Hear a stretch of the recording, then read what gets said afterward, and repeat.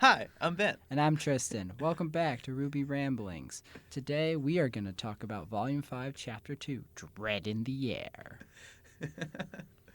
And yes, what an action-packed second episode this was. There's so much going on here. Holy crud, there's so much that happens in this one, Ben. I'm so glad that we can just start from the beginning. Yes, especially watching it through the second time. There was a lot to see. And so, if you were unaware, just to tell you about what the structure of this episode is going to be like. Tristan and I have already seen Volume 5, but we're going back and watching and talking about all the episodes. And the first part of this episode, we're going to be talking about the episode as if we had not seen it at all, like our initial reaction. Indeed. And then after that, there will be a section, which will be the spoiler section, where we will add what we have to say, knowing what we know after we've seen Volume 5. Correct. And yeah, so do you want to jump right into it? Yes. All right, first shot. Leo's at his desk, sad. He seems ashamed. Leo looks deeply troubled. He looks very, very unhappy with what's going on.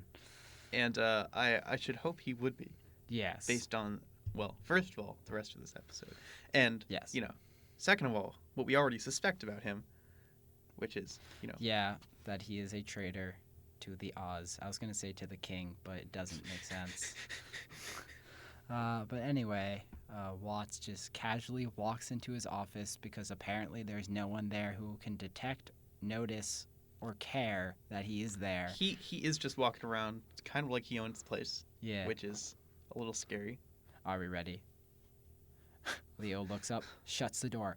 Okay, so that might seem like nice and simple, but that felt freaking ominous to me. Just him close the door, the echo of it's like, gosh darn, he's trapped. He's screwed. Oh, Leo, you're in trouble, man. Seems a little extreme, but yeah, Watts definitely gives off like deeply evil, asshole-ish vibes. Yeah, that smile. He's just like, yeah, oh, God, he's. Oh, beside the fact I thought it was great, it was just full of menace / amusement. That is the impression I got. He's just like, I'm gonna enjoy what happens next. I guess all of the antagonists are, well, not all of them. A lot of the antagonists are pretty much just dicks. I mean, yeah, there's Hazel. Hazel's not. Hey, we don't know too much about Hazel still. This episode was pretty great for Hazel, yes, but we will get there. Yes, this episode we did learn a lot about him. I'm sorry, but you just mentioned antagonists being jerks, and he's not that, in my opinion. Yeah, no, but of the four lieutenants is what I was gonna say. Oh, okay. Is that Watts is the most jerkish. Yeah, by far. Yeah. From what we know anyway. Yes. Yeah. So that was, exciting as always. Indeed. And then they go through what I assume to be a secret door. Definitely seemed like a secret door. That totally seems like a secret door. Which is really, well, first, cool. Because, like, okay, you have a secret door in your library. That room in general kind of seems like kind of shabby. And yeah, I was going to, so that's definitely that's Leo's office, right? Yeah. I assume. Such a mess. It's not too bad. I mean, yeah, there's some clutter and everywhere, but it just feels like an open kind of office. Like, I like how the sunlight comes in, all that stuff. It's like all woods. Like, that's neat and all. But yeah, RWBY interior design. It seems kind of plain and like kind of open, which I guess kind of fits the vibe that the school might be going for a little bit. But I don't know. What vibe is that? It's kind of like open naturally. Like there's that whole big courtyard area. Like I don't know. It kind of fits the vibe to me. Okay, I guess I see that. I mean, Yeah. I didn't really. Yeah, what I noticed watching it was that like, I mean, obviously it was a mess, but like I really just noticed that there are like books scattered all over the place. There's like paper on the floor. Yeah. I mean, he's a headmaster. Like he should. I feel like he should have it together a little more than he does. And the fact that it is like that, I think, is an indicator of his mental state that we see when we see him. At this desk at the beginning, he's like, "Oh, my life's a mess," which is fair. Yeah, I mean, he's probably super stressed out. I mean, they also in the last episode, he was like, "My country is a mess." So Yes, I can definitely that's understand true. why he might be a little you're bit out of it and kind of like frazzle dazzle, like, oh, there are these paperwork and this Frazzle paperwork, dazzle. and oh no, what do I do? So I Okay, definitely yeah, that's fair. understand. If it wasn't for the Salem stuff, he should still be distressed. The moral is that poor Leo was a very stressed man, or Yes. Faunus, And as the case may also, be. as we were mentioning earlier, that room is wood. That secret pathway is stone. Interesting architectural choices. Yes. It makes me wonder which one was there first. Huh. That's a good question. I don't know. Yeah. But anyway, so Anyway. they go down this secret passage. Which you're like, wait, what the heck is possibly down here? It's like, this seems 1, cool, 2, ominous, 3, Chamber of Secrets, anyone? Shh. It's just like, wait, what? Where are you going? And then they're like turning the corner. Leo is concerned and That's his default state. afraid. So yeah. He's like all scrunched up, like, oh gosh, oh no, ah. But anyway, turn the corner and then you see this thing that you find out to be a Grim, and you're like, that's new. Well, new. Yeah, It's been a while since we've seen it, it's true. but it was the mysterious thing that may or may not have captured your attention Yes. in season 4, which you may remember. Was in Salem's lair, floated in, creeped out Yes. Mercury and Emerald, and Yeah. pretty much everyone watching. Yeah. And Yeah, it was Yeah. interesting. so this scene gives us a chance to learn about this Grim, which is called a seer. Yes. And that's exciting because I love when they explain things that I've been wondering about for like a whole season. Indeed. And also the fact that it's just hidden away right next to Leo's office is concerning. And also, as we learn, he's been directly reporting to Salem via Grim contact. Yes, let's get there. Yes. But yeah, this room is extremely creepy vibe. Uh-huh. You got the candles in a circle, cult-like feeling. Yeah, You got to wonder who lights those candles, but that's fair. let's That's actually a very good point. Who the heck lights those candles? every time when you're in like a dungeon in a video Yeah. game and it's like, oh, no one's been in this tomb for 200 years, but all the Where are candles the candles? are lit. So don't worry about it. Yeah. You it's need fine. to see somehow. Yeah. Yeah. So I'm just gonna gloss over that part, but Sure. That's fine. really makes you think. The Grim might light it. You think the Grim has fire lighting powers? No idea. Like makes sparks or something with its It has some little blade things. bone blade Yeah. things? I mean, I'm not saying it's completely likely. Maybe. Okay, I'm just imagining Salem in talking through the sphere, like, where are my lights? And then he just Guys? he just rushes in with a match, lights them all, and then leaves like, I'm sorry, Your Grace, I'm sorry. Anyway, so the seer. Yes. So they start. So Leo attempts to contact Salem Yes. through the seer. The seer Yes. seems to be some sort of Waypoint. communication device, a Grim communication device. Yes. No idea how that functions. Fair. Yeah. Don't know how that functions either, but And actually, you keep going. the fact that it's a Grim is strange. Yeah. Because it's doesn't seem to be like any other Grim we've ever really seen. Just No. because, I mean, the other Grim we've seen, granted we haven't seen many like around Salem, but like they're usually portrayed as more like feral and attacky. That's true. But this Grim is not like that sort of traditional Grim, No. like a Beowulf or No. even like Not at a all. Goliath at all. It's just like it just floats around. I mean, Yeah. Go on. I mean, and it could be because, Salem presumably has some sort of influence or Yes. control over the Grim, Mhm. and so she's controlling them, but it's Yeah. just a weird deviation from our usual trope of Grim as being like these mindless monsters. Well, I mean, we know that they're not mindless. Mindless because is they kind of evolve. harsh, yeah. Yeah, because they do evolve, and it seems like this one's very specialized. Yes. Yeah. Yes, I agree. Yeah, where it's just like, this thing doesn't seem that well for combat. I mean, sure, it has all these nice little whip things with very pointy things at the end that will probably kill you. Interestingly, those look a lot like the Lancers things we see later in the episode. Sorry, that just came into my mind, but I think they actually look fairly different in terms of their structure. Do you think so? I do, because these are more like I'm gonna pierce you, while the other one's like it'll pierce you and then hook on. Like the other one's a hook. I couldn't. More of a hook like. Right. That. Yeah. Yeah. One's for I will stay here, and the other one's like I'm just gonna stab you. Okay. Yeah, you're right. It is different. Yeah, but they're structurally different. Similar concept though. Similar concept. Yeah. But anyway, this seems like this is a weird Grimm's. Like this doesn't seem like it's meant for combat. It seems like it's meant for more like stealth, or for 6 tentacles tipped with blades. Yeah, probably not meant for combat. Not overly meant for combat. I know what you mean. Look at a Beowulf. I know what you mean. But yeah. So it brings up to the question that the idea, okay, so you have these Grimm that have evolved over time. Like, this is maybe a Grimm that has evolved to the point where maybe Sam's like, hey, I need you to be this super cool thing that I can relay information from. And it's like, sure. Because that seems fairly complex in terms of an evolutionary standard. Do you think that this Grimm, like, actually evolved, or that it was, like, created by, like, Salem? Ooh, I would. I mean, we don't really know. I mean, we don't know anything about whether. I mean, Salem presumably again has some power over the Grimm, but it's really unclear as to what that is specifically. I think it becomes a little bit more clear in from this encounter, but we can get to that in a little bit. But yeah, it's an interesting thought of how much sway does she have over the Grimm, and maybe because it seems like. Once again, that this one is directly for Salem's purposes. Did it evolve this way, or was it specifically created for this purpose? It's hard to say because of how little we know. But as far as I can tell, it seems much more leaning toward this one was made specifically for this. Okay. So. One last thing.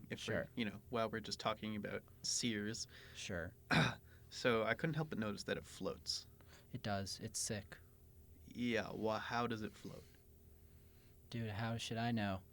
There's gravity, dust that makes giant rocks float. No, I know. So I just mention it because usually they have explanations for things. Like, even when they seem anomalous at first, they have floating islands. Yes. Which is like, oh, fantasy. But, like, cool. It's explained because, gravity dust. And, like, I buy that in a universe. It makes sense. But the seer just seems to float. Air jellyfish? That doesn't make any sense. I know. So, I was just wondering if you had any thoughts on how that could be? Not really. The only idea I have is that it's somehow propelling itself and keeping itself up in a way that we cannot obviously tell. I mean, that's clear. Yes. Yes. Because there are these little things that dangle in the middle, which once again make me think of a jellyfish. But it doesn't touch the ground. Mm-hmm. So, and unlike a bird, so let's say Nevermore, like the Nevermore has to land at some point. It can't just keep flapping, presumably. So I don't know. I don't know what mechanism is keeping itself up, and I like the thought that there's this weird near thing that we don't understand. But raises a lot of questions. It does. It makes you think what else they can do. Grimm, I mean. Because, we've seen a lot of things like lightning-breathing sea creatures. What? Things that can possess things, maybe. Yeah, Geists. Ooh, yeah, wait, Geists probably float too. I don't remember that fight well enough, to be honest. Yeah. I've only seen it like once. No, yeah, they float. They're ghosts, but yeah, they float. Yes, they're just ghosts. I'm sure that is entirely explainable. It's probably not that simple, but yeah. Wow, man, let's get into that when we talk about Volume 4, which will be... In a while. We'll get there. I know that might seem weird, but... Anyway. So now that we've talked about Grimm physics... okay, so Leo, tries to contact Salem through the orb. Also, he calls her your grace. Like, he's very polite, which everyone seems to be toward her. Leo immediately starts groveling and being super polite, like you mentioned. Yeah. And he's like, I have news for you. Yes. And then Watts chimes in, as he constantly has to. taps the lens. I think that's which hilarious. Okay, he is kind of funny. Uh, um, which makes me a little uncomfortable. Like, don't touch the lens; you're gonna get it dirty. Um, Oh, I thought it was hilarious. it But is. continue. It is. And then of course, he can't miss the opportunity to be a dick to Cinder. No, not at all. So, yeah, he says before Leo can convey his message, he says something to the effect of, "Oh, I'm so fascinated by this thing." Yeah. Same. Are we coming through? Can you see me, Cinder? Yeah. At least as clearly as you're able to. Yeah. Yeah. So that's a little obnoxious. And then Cinder is like, "Shut up." Hooray, Cinder can talk. Yeah, and then as Watts comments on said fact of, "Oh, great, you're better again. Wonderful. Oh, no." It's good to see her recovering. Yeah. Well. I guess it's strange. I mean, I like Cinder. Okay. I have not been a huge fan of her, although I will admit I am slightly happy to see that she is no longer the slightly mute mess that she was beforehand. Right. No, I like Cinder. I'm glad that it seems like she's going to get back into the action. And I like in general, like how, just like as a general thing in RWBY, I like how the characters like are dynamic and like change over time. So this whole like sort of injury and recovery arc that's been happening to Cinder in the background, like it's good to see that it's like a thing that's happening and it has been affecting her character. Indeed. All right. One thing I want to mention is first when he taps on it, it sounds like glass kind of. It does. Makes me feel like this thing's a freaking crystal ball, which you can definitely see when on Salem's view of it. Mm-hmm. But one thing I thought of when I saw this is Veil going down, like beacon going down, caused human comms to go down. Yep. Grim comms are not down. Yes. That is one hell of an advantage. Yes, it is. I mean, presumably Salem planned all of this out. Yes. And she would not cripple her own communication. Yeah, which makes you think that these seers are probably directly like either made by her or that they have evolved specifically for this purpose. And it makes you wonder how long she's been planning it. If they were made specifically for this situation. Yes, or if they had to evolve to get there, they've been work in the making for probably a long time. Right. Because after they used it, I was like, well, that, it seems kind of unnecessary. Couldn't you have just, like, used a scroll or something? Then I was like, oh, that's right. Oh. Yes. Yeah. Never mind. Never mind. They can just talk to each other. So, no, that is an important point. Yeah. Salem has a huge strategic advantage because, information is everything. Yeah. When you're conducting, essentially a war against someone. And pretty much everyone besides her and her crew cannot use any sort of instant long-distance communication. Yes. Well, it seems like the local comms were still up if they had their tower. Like, that's what happened last episode where Crow was like, oh, local comms are up. Oh, yeah. So like, you can't get cross-continental. Right. Yeah, so local networks are up. But, the long distance. Yeah, which is important. Yes. Very important. Yeah, that's kind of all I really wanted to say. I was going to comment on Watts being a jerk to Cinder, but Cinder covered that for me in the form of shut up. Mm-hmm. Yeah. Yeah, and so then Leo can finally say, I found the Spring Maiden. And then, oh gosh, poor Leo. Not Cinder. Salem's like, good job, Arthur. Leo looks so happy for about 5 seconds before Salem's like, I don't give a shit about you. Salem is so intentionally snubbing him here. Like, it's so funny. Yeah, and then Watts is just kind of like, well, I can't really take the credit, and then messes with her by saying like, oh yeah, let's just say a birdie told me. Instantly Sam's like, explain. I found that hilarious. No, I did too. Salem's like, all right, I don't want any of your bullshit right now, Watts. Says, I don't need to deal with this. Tell me what's going on, Leo. Also, one thing I want to mention, Salem's little council room. I mean, in Volume 4 we saw it. Yep. It's really cool. Yeah, it is. It's very purple, which is not a problem. She's got a nice aesthetic going on. Like, it's very obviously an evil aesthetic, but, I respect that. Yeah. So, Actually, later. That point will be brought up later. I'm sorry. Okay. It's about the interior decorating. We yes, will get don't there. worry. We'll have more on that later. Uh, Yeah, I think I know. Anyway, Yeah. okay. So, and then Watts elaborates that it was he can't take credit because Yeah. Crow came and he catches Salem up on the last episode. Yeah. They know where the Spring Maiden is because Crow told them that she is with Raven. Probably, most likely. And Cinder asks, is the girl. Can't refer to her as Ruby yet, but it's like, is the girl with them? Yeah, Cinder is focused on Ruby. Yeah. It seems like when she learns Crow is there, she immediately just assumes. Oh hey, Ruby might be there too. And she is clearly interested. Yeah, and also unhappy. Yes. about it. Also, her little flappy thing moves.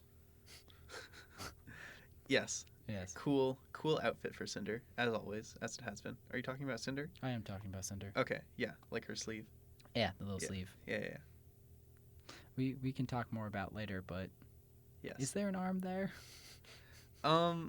So yeah, I presume that there. So my presumption about Cinder's outfit, which I really like, is that half of her body, for whatever reason, presumably the side that was facing Ruby when she used her silver eyes, was like burned and deformed in the similar fashion that we've seen for, her eye and her face, like the side that we can see.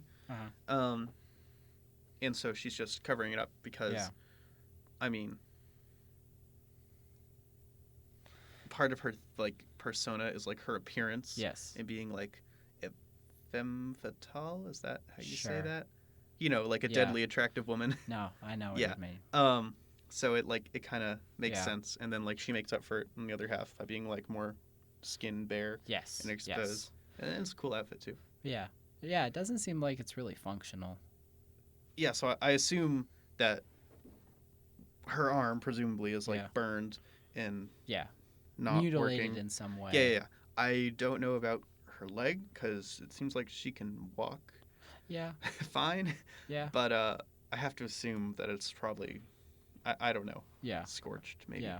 Who knows? But yeah, it seemed like, and the only reason I mentioned this is that in this scene when after Cinder makes a comment, Salem kind of puts up her hand to kind of quiet her so that she can ask Leo some more questions. Mm-hmm. But Cinder kind of puts one arm behind her back, the one that's functional, and the other one just still sits there. It doesn't really move. Right, yeah. So which makes you think it's non-functional. I assume it's largely non-functional, yeah. Okay. And then later there's another moment where Cinder kind of lurches forward, and then this move, one arm, they just kind of move in a very similar manner. That's what I was talking about, in that, she's still, I like how she is still clearly injured and recovering from the injury, and it is part of her character, and that's reflected in her costume and her animations, and it's just a critical part of her. Yes. Yeah. Okay. Excellent. Alrighty. Moving on. Oh yeah, and then so Leo has told her about the Spring Maiden. Yes. And he's like, "You have to hurry."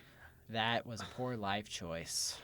Yeah, I mean, I know you're stressed out, Leo, but don't question the person that you are clearly not in good should terms definitely with. Not be giving, even if it's not a command, you shouldn't be telling Salem what to do. Absolutely not. She's kind of on another level. Yeah, Salem immediately realizes that immediately. I think Watts does as well. And then just... Yeah, so the Grimm grabs him. Yes. Presumably via Salem's control. That is explicitly via her control. When she lets go, you can see that she was holding up a hand and she releases her fist. Right. To let him drop. So it seems like it is explicitly under her control. Okay. That's interesting. Yes. But yeah, wraps around his throat. Music gets tense. And Poor Salem Leo. reminds... He's so stressed. Yeah. Justifiably. Holy crud. This moment is so... Yeah. It's just he's being choked. He's brought to the ground. A spiky... what are we going to call that? I mean, it's a tentacle, right? Yeah. This tentacle with a blade on the end is pointed right at his face, going toward his eye. Ooh, ah. And then, she starts her mini discussion there. Yeah. Do you remember the first time we met? I do. I remember your fear. Nice. Yeah. So Salem says that she's reminiscing on the first time that they met, where Leo was characteristically terrified. Yes. And presumably... Justifiably. She/whoever else was there, well, not her personally, presumably, but whenever they first met. Yes. She threatened him into being her pawn, basically. Yes. Like, pretty much threatening his life at all times, as far as I can tell. That seems to be evident here, yes. Yes. It's like, I know what you've done for me, but don't forget what I can do to you. Like, gosh darn. Oh, that's a threat. That's a terrifying threat. Ah. Yes. She also mentions that he's been brave. Yeah. Which, citation needed.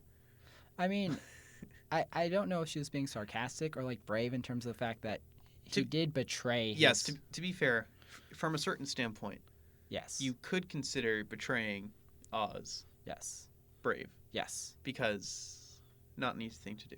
Yeah. Like, of course, that it seems like his motivation was not bravery, but the opposite of bravery. Yes. Yeah. So, but, Salem's probably just playing him anyway. That's like her thing. Yeah, it's true. But yeah, I feel really bad for Leo. Like, holy crud. This poor man. He's at knife point continuously. Kind of literally. But yeah. Yeah, although he's betrayed them, I kind of feel like at some point enough is going to be enough. Do you think so? I do. You think, so you're saying that Leo could have a redemption arc? I do. I think since considering how troubled he is about it and that he's clearly, like, emotionally racked about this, I think, and as presumably he's the Cowardly Lion, and the Cowardly Lion's going to have his day, he's going to come back, I have a feeling Leo will eventually join Oz's side, because we know Oz is back and is in the area, so I think it can happen. I mean, you're right. He is definitely torn about it. Yeah. But it seems like Salem's gripe on him is like it's really strong, and he has not shown really any sign of being brave or, repenting, because I mean he learned that Crow showed up, and I mean he wasn't like nudge nudge, let's set up a secret meeting or anything like that. I mean he was bugged. No, I know he was, but I'm not sure if I'm convinced. Fair. But we'll see. Yeah. It's only the second episode, so it's kind of hard to get a read on the whole situation. Yeah, I mean, I feel like if Leo knew that Oz was there, he might feel a little bit more, because at the moment he's like, okay, Oz is gone, comms are down, my country's in shambles, and I'm still being threatened by this person who can kill me at any time. So right. So if something were to shift, where it's like, okay, maybe now I can get out of the being threatened part, then maybe he can actually help them. Like, I have a feeling he'll be able to pull through. It's possible. We'll see. We'll see. And okay, so this bit with Leo is about to end, so I just wanted to add one more thing. About back in the intro. Yeah. The things, they're the Sears things. They're totally the Sears things. What we I thought they were Watts' weapon. Yeah, what we thought to be a weapon is a grim appendage. But plural. The Puppet Master thing is pretty accurate, though. The what? The Puppet Master thing, like it's controlling him. Very, very accurate. Yeah. So that's neat. Yeah. But yeah, so I guess we still don't know what weapon Watts has. So whatever, I guess. It's probably a cool sciencey thing. Hopefully. Yep. But yeah, one more thing is that I guess we can go back to the idea that it seems like Salem has direct control over this Grimm, and it makes you wonder if that is all Grimm, or maybe Grimm she has created, and assuming that is a thing, that she can just make them, or, like, because that assumes that she has a way of contacting them in a way that we cannot understand, that she has some sort of link with them. Right, because she is quite a distance away, like yes. globally, like continent away. Yes. And even if she could control this one through the other one, she's not touching it, as far as I can tell. Right. She's still, or, okay, actually, it's possible that she makes a hand motion, and then that other one sees the hand motion and then reacts. Huh. No, you're right. That's a good point. It could also be a signal and not an actual her you're controlling right. it. You're right. But it makes you feel like she's controlling it, and it could be either one. I mean, they're definitely like obeying her in some capacity. Yeah. I don't know. There's just so much we don't know about that particular thing. No. Along with, many other things. Yeah, but well. No, it does make you wonder about like if she, how many Grimm can she control at once? Can she control all of the Grimm or Yeah. So I don't know. Dude, I don't know. Anyway, moving on. That is essentially the end of the conversation, if I'm not mistaken. Oh, wait, no, it is not. Well, it's the end of the first half of the conversation. Yeah, and then Leo, and then, no, not Leo. Well, Leo's on the ground. Salem kind of says, hey, Watts, you're gonna, you, Cinder, and her crew are gonna go to Raven's camp to get that maiden, and then go get the relic, and then also contact Hazel. Yes, this is great. Mm-hmm. I really like that in this episode. Yes. The pieces that are set up in the first episode, they've already started moving. Yes. Everyone's going places. Everyone's got a plan. Well, that's not true. But Salem has a plan, and she is moving her lieutenants around. Yeah. Like pawns or whatever other chess piece you want to use. Sure. Yeah. Bishop. So just to just to recapitulate the plan. Yeah. Salem's plan. Yeah. So she knows where the Spring Maiden is. Best lead they've had in a long time. Yep. She wants Cinder, who is mostly recovered. Yep. And her team, Yep. Emerald and Mercury. Probably. Yeah, surprise. To go meet up with Watts and Leo. Yep. And just Watts. Well, them. No, she specifically just said Watts. I'm pretty sure Leo has to stay back. Like, you can't have the headmaster just suddenly disappear. Okay, true. Well, she wants them to go there and meet up with them. And, Yeah. Maybe Leo won't be on the ground, but he'll be there. Yeah. All right. And then they're supposed to go to Raven, get the Spring Maiden under control. Yeah. Once they have that, they're supposed to get the relic. Yes. And also contact Hazel. And then contact Hazel and get the White Fang to give the White Fang what they promised them, which is the destruction of Haven Academy. Destruction of Haven Academy. A little bit before that, it makes you think, wait, if they're going there, is Crow going to end up going there? And in my opinion, absolutely not, because Leo can easily delay that. Yeah, I still don't think that Crow is going to listen to Leo. Okay. We had this conversation last time. We did. I still don't think that. I think we need to wait until we hear what Oz has to say, but I highly doubt they are going to go to the camp on their own, because I do not believe they would be able to win. Okay, that's true, but also, well, yes, that's probably true. But I feel like from a plot perspective that's probably what's going to happen. Okay. Because otherwise, I don't know how it's going to go. I mean, it does seem like everything is converging on this bandit camp. Right. But when you get to the end of this episode, it seems like everything is going to this bandit camp. Right. Exactly, and that's part of it. Right. It feels like everything's coming to this important. Head. Yes.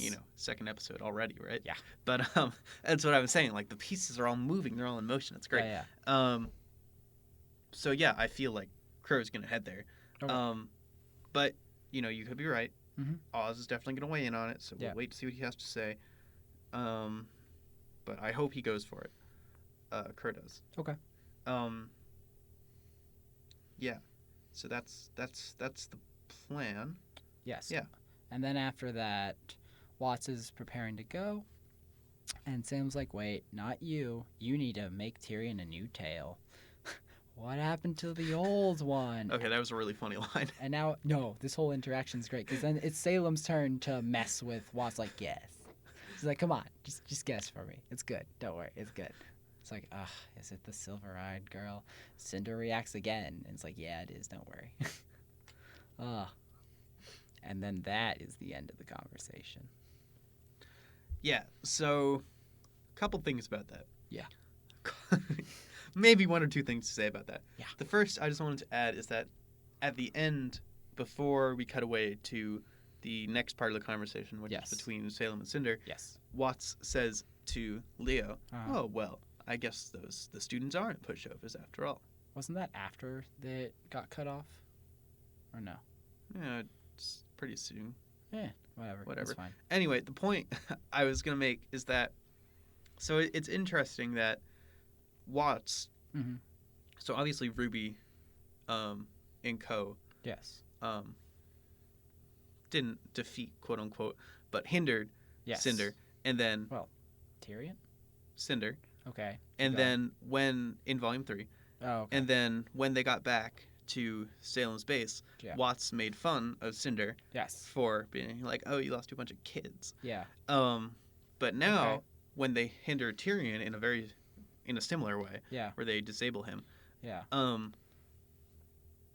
Watts is like, "Oh, well." So it just seems to me that he respects Tyrion, but he doesn't respect Cinder. Oh, definitely not. He definitely does not. I mean, we know he doesn't respect Cinder, but I mean, it's just interesting that he does respect Tyrion. To some degree, yeah. Because like when they defeat, quote unquote, him, he's like, "Oh, well, I guess they're serious." Yeah. Whereas Cinder is, arguably comparably powerful. Yes. So of course that's kind of hard to judge. It is. But you know what I'm saying. Yeah, it does seem that Watts not necessarily favors, but gives a little bit more regard to Tyrion's abilities and the fact that he was able to get crippled by a bunch of kids, although to be fair, that was pretty much just Crow that wore him, that broke his aura and did all the work in that fight. Mostly, it was just at the very end when RWBY was like, "Heh," and then Tyrion was like, "Ah, ah, that was my tail, you son of a..." I mean, he says bitch. I think you can say it. No. Okay. You did for me. It's in the show. It is in the show. I know. Anyway.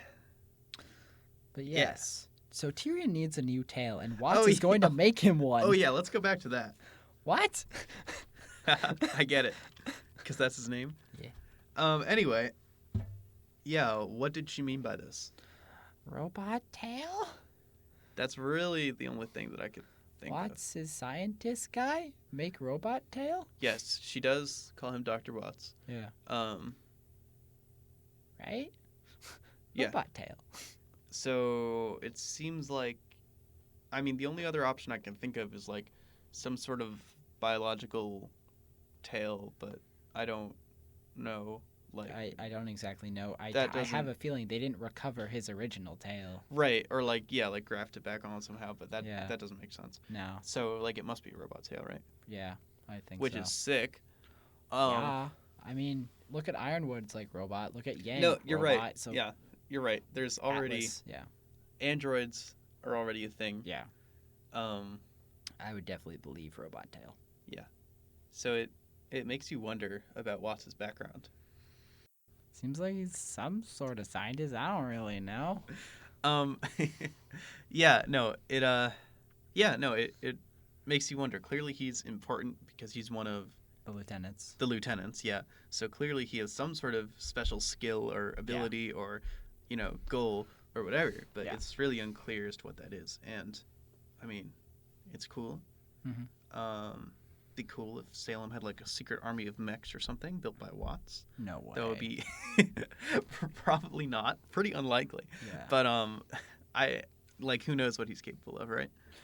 It's true. We have absolutely no idea what he's capable of. And we still don't know his weapon or really anything else about him. So we don't really have any clues. All we know is that Salem trusts him to make Tyrion a new tail, which is serious business. But yes. So whatever he can do, it's impressive. Because he's giving someone a limb of some kind, whether it's automatic or biological, doesn't really matter. That's still really good. Anyway, let's get to the second part of the conversation between Salem and Cinder, unless you have anything else to add. No, that's fine. All right. Salem turns to Cinder. You know you can speak your mind, right? Right, so she cuts off the connection with the other seer at this point. Yes. So it's just Salem and Cinder talking to each other. And yes, Salem says, "You can speak your mind." Yeah. And then What a good leader. Yeah. taking feedback from her inferiors. Yeah. And Cinder actually has like a good point. It's just kind of like, wait, can't we just like take over? Which is what I always say. That is what I always say. Uh, like, isn't Salem powerful enough to just go around and crush every city? Yeah. But, Salem is clearly the tactician here, and Cinder is not as tactical. Yeah. I mean, it seems like Salem is limited because she does say the line, like, there's only so much I can do to protect you. But that's later. Let's work through this conversation line by line. Agreed. Okay. So, Cinder doesn't understand why they're working with bandits. Keeping they can't. RWBY alive? Let's just take stuff by force. We're strong enough to take what we want by force. Yeah. Yeah. So essentially, she's like, wait, why are we working with scum? Why the frick are we keeping RWBY alive? Because I totally want her dead. And can't we just take over the world? Which, okay, definitely fits Cinder's character. Oh, very much so. And so Salem responds. Yeah, that's like her creed. Yeah. Salem responds with what seems to be her philosophy, which is to say, never underestimate the usefulness of others. Mm-hmm. Which is wise. Yep, and then she gives the example. Take Leo, for example. Yeah. He used to be one of Oz's most trusted lieutenants. Yeah. I use that word a lot. It's fine. It's accurate. But now, evil laugh. Yeah. Yeah, so she's got a point, and she's really, like, accentuating her role as, like, puppet master, chess master here, where she really just uses other people if she can. I want to point out one thing. Uh-huh. Right after Cinder kind of just said, why can't we just take it by force? Salem has an expression on her face that to me kind of felt like, not necessarily like longing, but it was like it was negative. It was like not angry, but it was kind of like forlorn or like lacking. Like that almost like that she knows she can't actually that they don't actually have enough power to do that. I didn't notice that. Okay. But I will believe you if... Okay. Salem's face can be kind of hard to read. Yes. No, it was pretty much one of the very first times her eyebrows did not arch forward and were not normal, but arched in the other direction. Huh. Okay. Which there are many examples of characters in this episode where their eyebrows arch in that direction, and it's bad. Weiss's. We will get there, but holy crud. All right, I'll take your word on it. Okay. I could be blatantly incorrect. I could be misreading her face, but it seemed like... Okay, so you think that she seems forlorn, sad, like dismayed, that she doubts the idea and does not believe the idea that they could go out and just take over the world at the moment. That she has to resort to these kind of things to get what she wants. Huh. Okay, I didn't really get that vibe. I mean, not all of that. It's just what you kind of potentially draw out from that. But anyway, let's continue with the conversation because I think there's slightly more evidence to support it here. Okay, I was going to say that it seemed to me that Salem is more of like trying to like teach Cinder and like share her plan and get her more into like that too. The mindset of like, what she's trying to do and like lead her along the right path. Whereas Villainy 101. Right. So, like, it's clear that, to me, it seems like Salem is, like, it's like she's coaching Cinder. Yeah. Which is what she's been doing she did in Volume 4, Yeah. Is because, Cinder was with her and kind of, like, they tried to work out the whole not being able to talk thing. Yeah. Yeah, whatever. You're right. You're right. So it seems like a mentorship. More of a coaching? Okay. Relationship to me.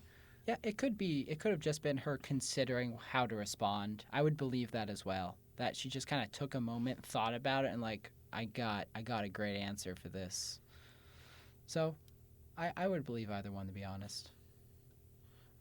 Yours probably makes a bit more sense, although we don't know what Salem's capable of. Hard to tell with her.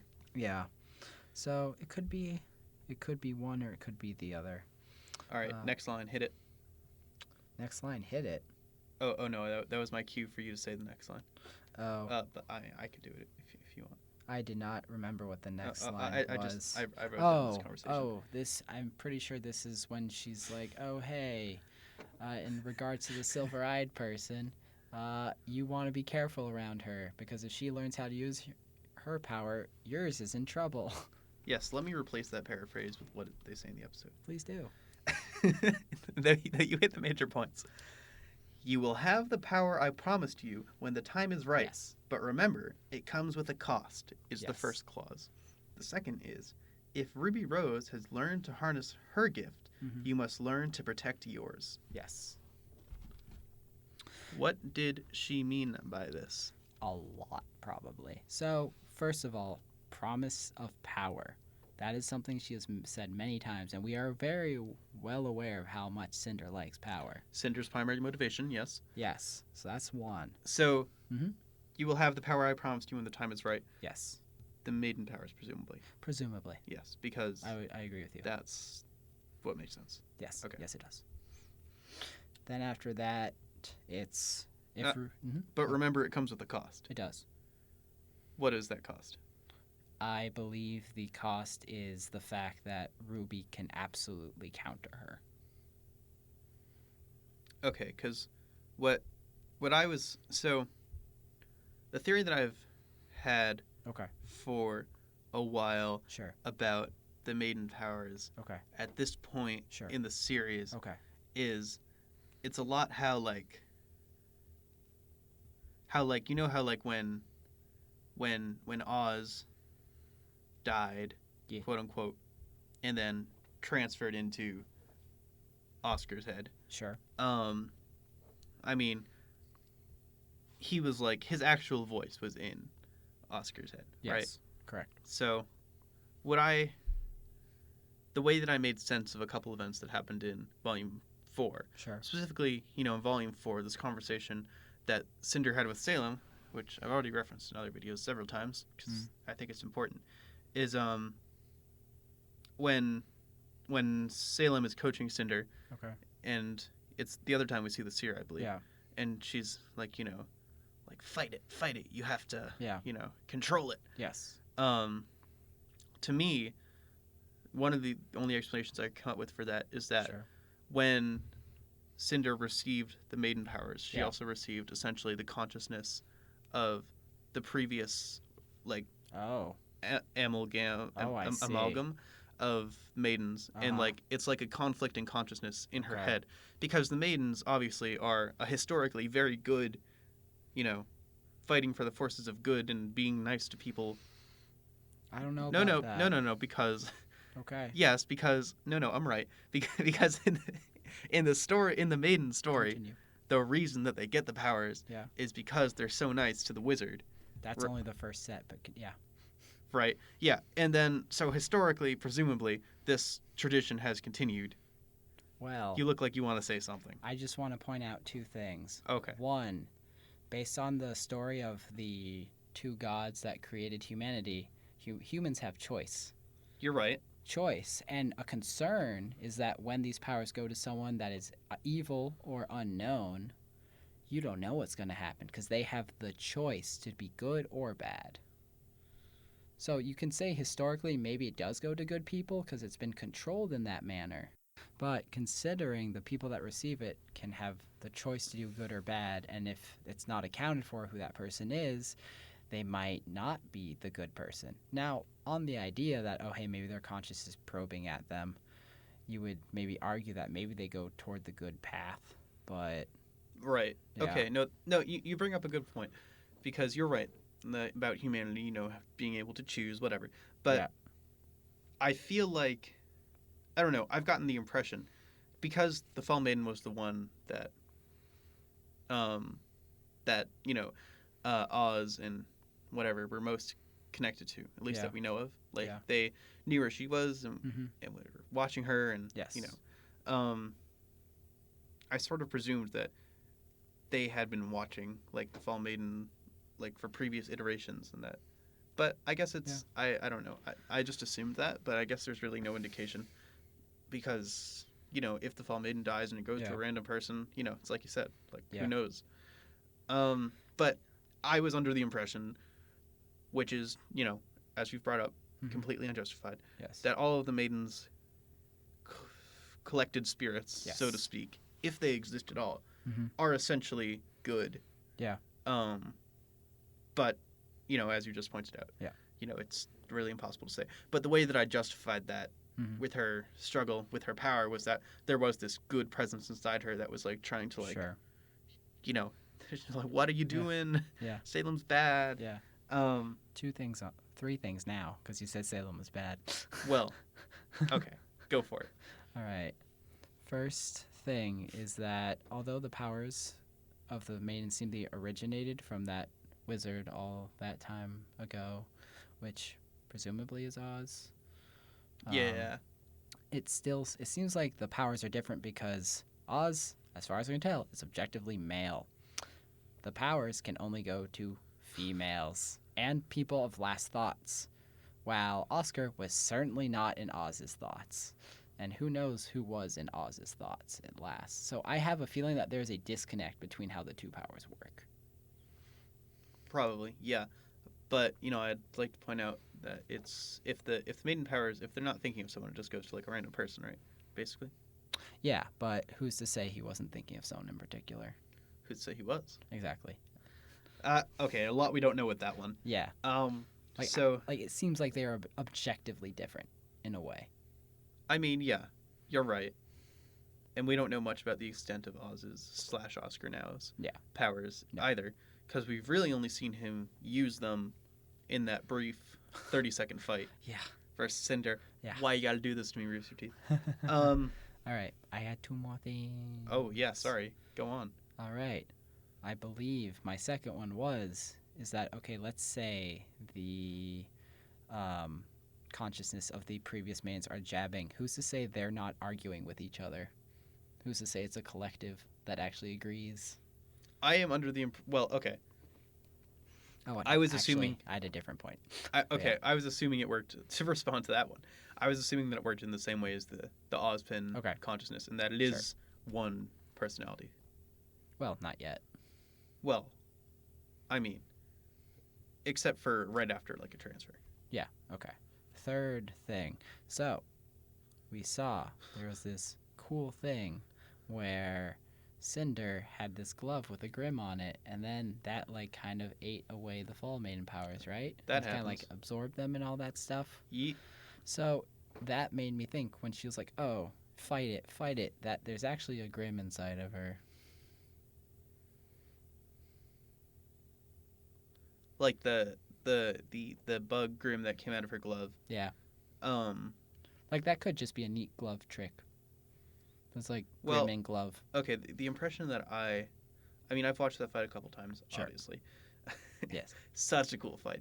But I think, and I'd have to rewatch it, but my impression is that the thing on her glove, it's Salem's sigil. Yes. Right? It is. And or was. The impression I get is that it acted as like a sort of portal that the bug came out of. I believe that. Right. Not that it was like, hidden up her sleeve or anything. Sure. So, I mean, I don't know what to make of that exactly. Okay. But so it is true that after she absorbs the power, she gets the tattoo. Yes. I don't know what to make of that either. Yeah. But I guess it's the fact that you are the Fall Maiden. But did Amber have that tattoo? No, absolutely no idea.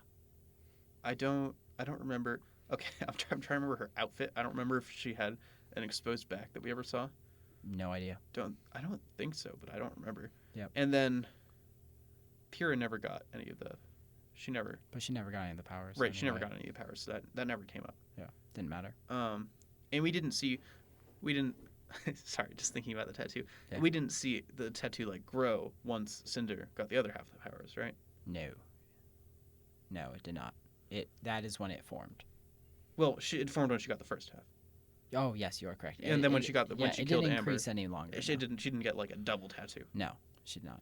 So it makes you wonder if the tattoo is linked to the Grim or to the powers. Yeah. On that note, if you notice, most Grim masks, they have like neat little tattoo stuff on them.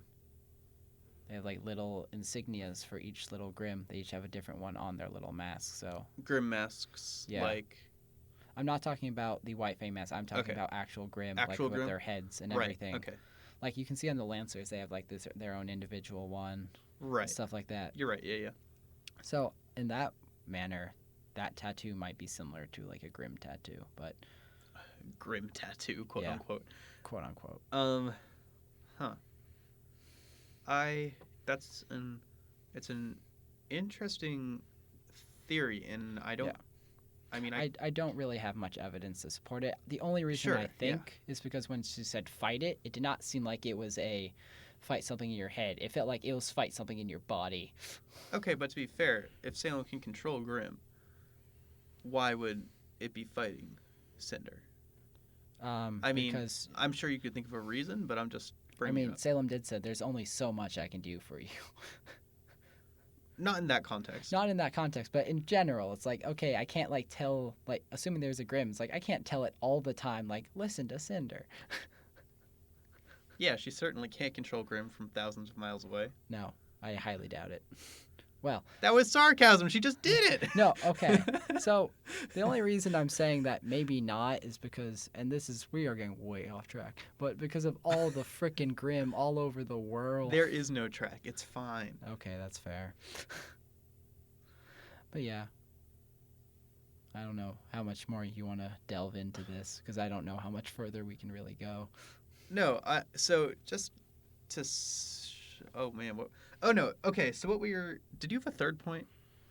The last point was just to respond to Salem is bad, and that I don't know how true that is, although she didn't exactly seem unhappy with the idea of torturing Leo or Haven falling.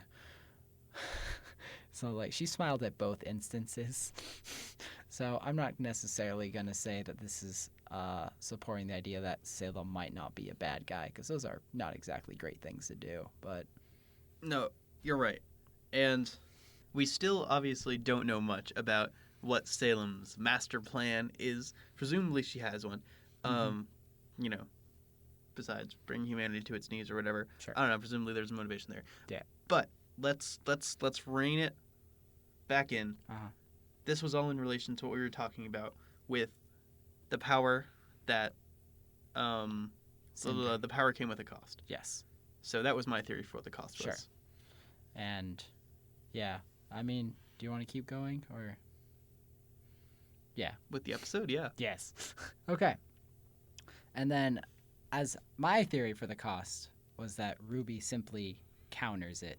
Right. Yes. You mentioned that. So, and that's why that if RWBY, the next line is that, it's explaining the cost of, hey, if RWBY knows what she's doing now with her silver eyes, you need to be really careful. Which, the way that she phrased it, and that you must protect, like, guard yours, makes me think that something along the lines of that either the silver eyes can, like, either completely negate or almost erase the maiden powers, presumably, or going on the theory that Grimm inside of her Grimm, because we clearly know that F's up Grimm pretty good well. That's also another reason why I think maybe Grimm, but okay, yeah, I mean, it's a little more reasonable in that context. Because we don't know what the silver eyes actually do and what they counter. Because if they counter Oz, it makes sense why Salem would be hesitant to get rid of RWBY. Right. Yes. Yeah, it's still really unclear, I think, about the Silver Eyes, what they do, what their source is, etc. But yes, obviously they do have a detrimental effect on Grimm, and they did have a detrimental effect on Cinder. And whether that's because she was a maiden at the time, she was a maiden at the time, or maybe she had like some Grimm in her at the time, or I don't know, maybe they just do that to people. It's hard to say because we haven't seen them being used on regular person. Like, no one was in the path at that time besides Cinder. That's true. So I think that there's really, there's not enough sample size of people to draw a conclusion. Yeah, you're fair. That's right. So I don't know. But it's a good point, and it could be any of those things. Okay. Last thing, Salem mentions that there's only so much she can do for Cinder, which makes you think that she's limited. But also, it's a line that someone could just give of, like, I can't take care of you forever. Fair. You're right. It could be like that. The way that I did interpret it is that, what I have been thinking is that I'm not sure if Salem can leave her domain because So, yeah. Keep going. No, I feel like that she could have, like, taken care of things herself at times if she wanted to. Like, I feel like that might be better than her relying on all these subordinates. Sure. And it might be a reason that leads to her relying on those subordinates, which is, you mentioned that earlier. So, and we've never seen her leave, obviously. No. So I'm not convinced that she can. Yes. You know, there's much more to say on that in a few seconds. Yes. In a few seconds in context of the episode, but several hours in the context of our episode. Yeah. But no. Yeah, I agree with you. That seems like so. I initially do not like this idea, and I think that as a smart tactician, it makes sense for Salem not to go out in the world, because my first impression upon Singer is Grim Lady. And I think you could rally the entire world against her. Doesn't matter if you're Faunus, doesn't matter if you're human. I think you could rally the entire world against her, which is why showing herself would be a detrimental flaw. I'm sorry, I could just picture John saying Grim Lady. Grim Lady. I know. Okay. I can too. It's good. Yeah, that's a good point. I think with global communications being down, yes, it might be, and with all of the confusion that's currently going on in all of the kingdoms, due to the threat of international warfare and the Grim attacks and the general uncertainty of what is going on. Sure.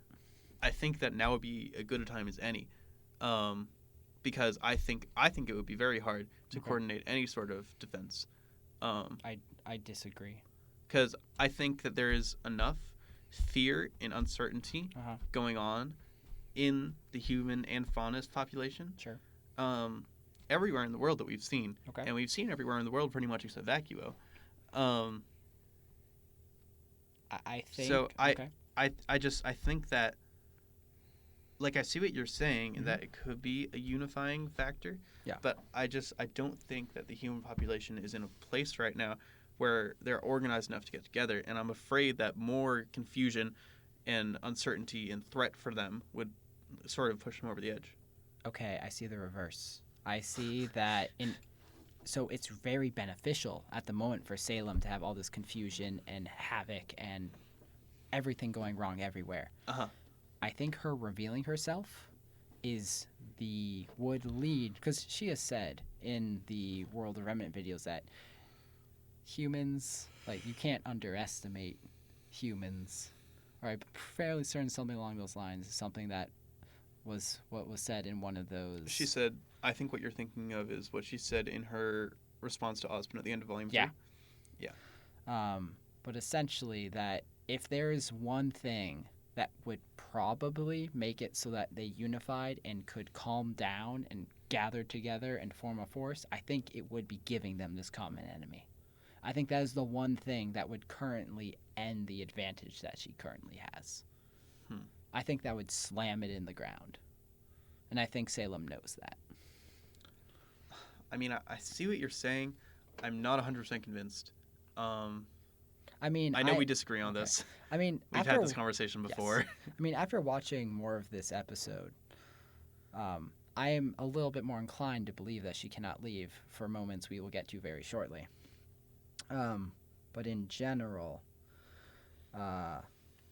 well, yeah. So, do you want to go there, or do you want to keep talking about this? That we can stop talking about that for now. That's fine. We've already talked about it before, presumably. All right. Cinder bows. Wow. Respect. Cinder respects Salem. That's good. Yes. I also respect Salem. Yeah, me too. I've become much more fond of her character. Good. But anyway, also the clicking of the sound that Cinder's heel makes interested me simply because it made me wonder, what the heck is that floor? I presumed stone. Do you have a better answer? It sounds kind of like tile. Which is also stone? I know, but like specific type of stone. Like I don't have much more. It's just like it was just very like, that is nice stone.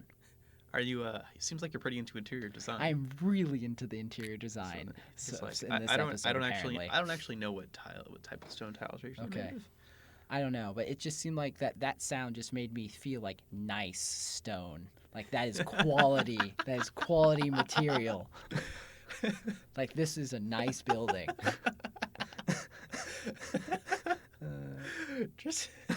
She just walks into Salem's evil lair. Wow, this is some nice flooring you've got. It's like, man, Salem, you did a really good job with the interior decorating. Oh, thank you. I'll kill you now. Oh, great. Okay. But anyway, a little bit more on that in a hot sec. But before that, Salem asks Cinder to hold on for a moment to tell her that she wants to speak to Tyrion. She gets very serious in that one moment, and Cinder, realizing probably what's going to happen, first looks back at her and then smiles and nods. Yes, I think Salem makes it very clear that she wants to have a word with Tyrion in exactly that tone of voice. Yeah, that's not great. So, presumably, we haven't seen him come back, right? Yeah. That didn't happen? No, we haven't seen him come back. Okay, so presumably he's going to, we're finally going to see Salem's reaction to everything that transpired in Volume 4 and watch him get presumably reprimanded. Oof, probably. Well, that reprimanded, in the most optimistic sense possible. Yeah, it's like, hey, Tyrion, just to rub in the fact you don't have a tail, please don't. You don't have a tail, and I'm now going to lecture you about many other things. Like, please don't. I don't need to deal with this. I lost my tail and everything. But anyway, so now we get on to the point of massive discussion about interior decorating, and the major moment that made me think, oh, hey, maybe Salem can't leave, although I just had another thought. She makes no attempt to move from her spot at the head of that council table after Cinder leaves, which makes you think she is rooted there. Counterpoint. Do you think that? Because no, I don't. But it's like the idea that she's just stuck in this area. Like, it makes you feel that this is just her space and she cannot leave it. But second point, if she just asks Cinder, like, hey, can you get Tyrion? It makes sense she'll stay in the council room. So. Yeah, that's what No, okay. It's just so I saw that image, and it's just, you have Salem right in the center at her council table. You have the entire image of the room with all the nice little decorations of the candles and the floor and the nice lighting and desolate outside with cool red light coming in. You have a chandelier. There's so much light. You got like the purple light from like the rocks or whatever. I don't really know what that is. You have the candle on top of those rocks are candles, which seem unnecessary. And then there's like crazy red light from the outside. It's really cool. Okay. Then there's also a chandelier. There's a shrine thing in the back with also purple and candles. She's really into light, I guess.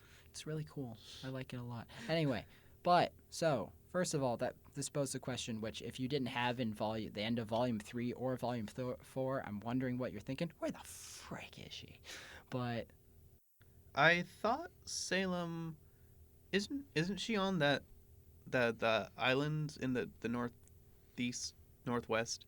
Okay. Part of the map, like the Charizard looking island. Yeah, it's the it's the one that's that a kingdom is not. Yeah. Okay. That's above like Vale and. I would believe that. I have thought that area has been lost. And I thought that they said it. I'm pretty sure they did in a World of Remnant video. I don't remember exactly. It probably in a World of Remnant, yeah. Okay. But I thought that was where like her location was. I thought Crow mentioned it, in a World of Remnant, probably. Probably. Yeah, I would definitely believe that area is lost to Grimm. Yeah, I'm pretty sure that that's where she is. But, I could be wrong, because I usually am. No, you do okay. You're fine. Thanks. You're welcome. Yeah, so that's where I think she is. Yeah. Okay. That's kind of all I really had to say, is that it seemed like she's stuck. I wasn't really sure where she was, but that clears it up a lot. That's probably where she is. And then also just kind of interior decorating. She knows what she's doing. Quality. It makes sense. She spent a lot of time in one place, yeah. Yeah, probably. Yeah. Okay. Just to conclude that, I think that there's no real justification, and I don't know why or how she would be trapped there. Yeah. But I just get that vibe. So, and also with the, it's really backed up by to me, the way I interpreted there's only so much I can do for you line. Yeah. To me, that supports that, and it implies that, it's not like I can show up and help you. Okay. I believe that. Which, you did bring up, could be because she doesn't want to. Yeah. But, like, I don't know. It's unclear. Yeah. But I'm not going to restate what my opinion on this is because we have gone back and forth on this, but I just wanted to point out that I slightly more agree just on that one image because that image just made me feel that she couldn't leave. I don't know why. It just felt like she's just in the center of the room and everything is around her, but she's stuck there. She's in the center of the room and she's not going anywhere. That's just how it made me feel. Kind of sad. Very sad. Also, like, outside it's desolate. It's like, wow, what a view. Put up some posters, am I right? Everything's glass, though. It's like all glass. It's almost as if it's like, yeah, I'm going to look at this all the time. Anyway, that's kind of just my thoughts on it. So Tyrion's in trouble. Scene changes. Yeah, scene changes. Weiss. She doesn't look too happy. She looks kind of sad, probably mulling over the fact that she couldn't save those people. Yep, she is still on that transport. Yep, definitely still on the transport. But then her mood improves. She looks outside and sees, are those flying rocks? Some dope floating islands, yeah. Yeah. What? Like, I saw that and immediately saw that and saw the black crystal. I was like, is that gravity crystal? Is that dust? What?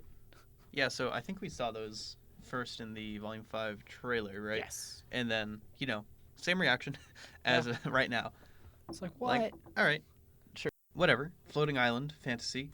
I am glad we get an explanation later on. And like you were mentioning, yeah, it is the dust that is holding them up. Indeed. Which is really cool. Very much so. And terrifying, because dust is so unstable. Yeah, no, you're right. Yeah, so she sees these cool floating islands. Yeah. Which obviously makes her happy, because how could they not? Oh, yeah. And it perks her curiosity up immediately. So then she goes up to the cabin, front cabin. Yeah. It's like, where are we? Which to me seems kind of like a weird question. Because, okay, not because, like, like, duh. But, like, I feel like she should know.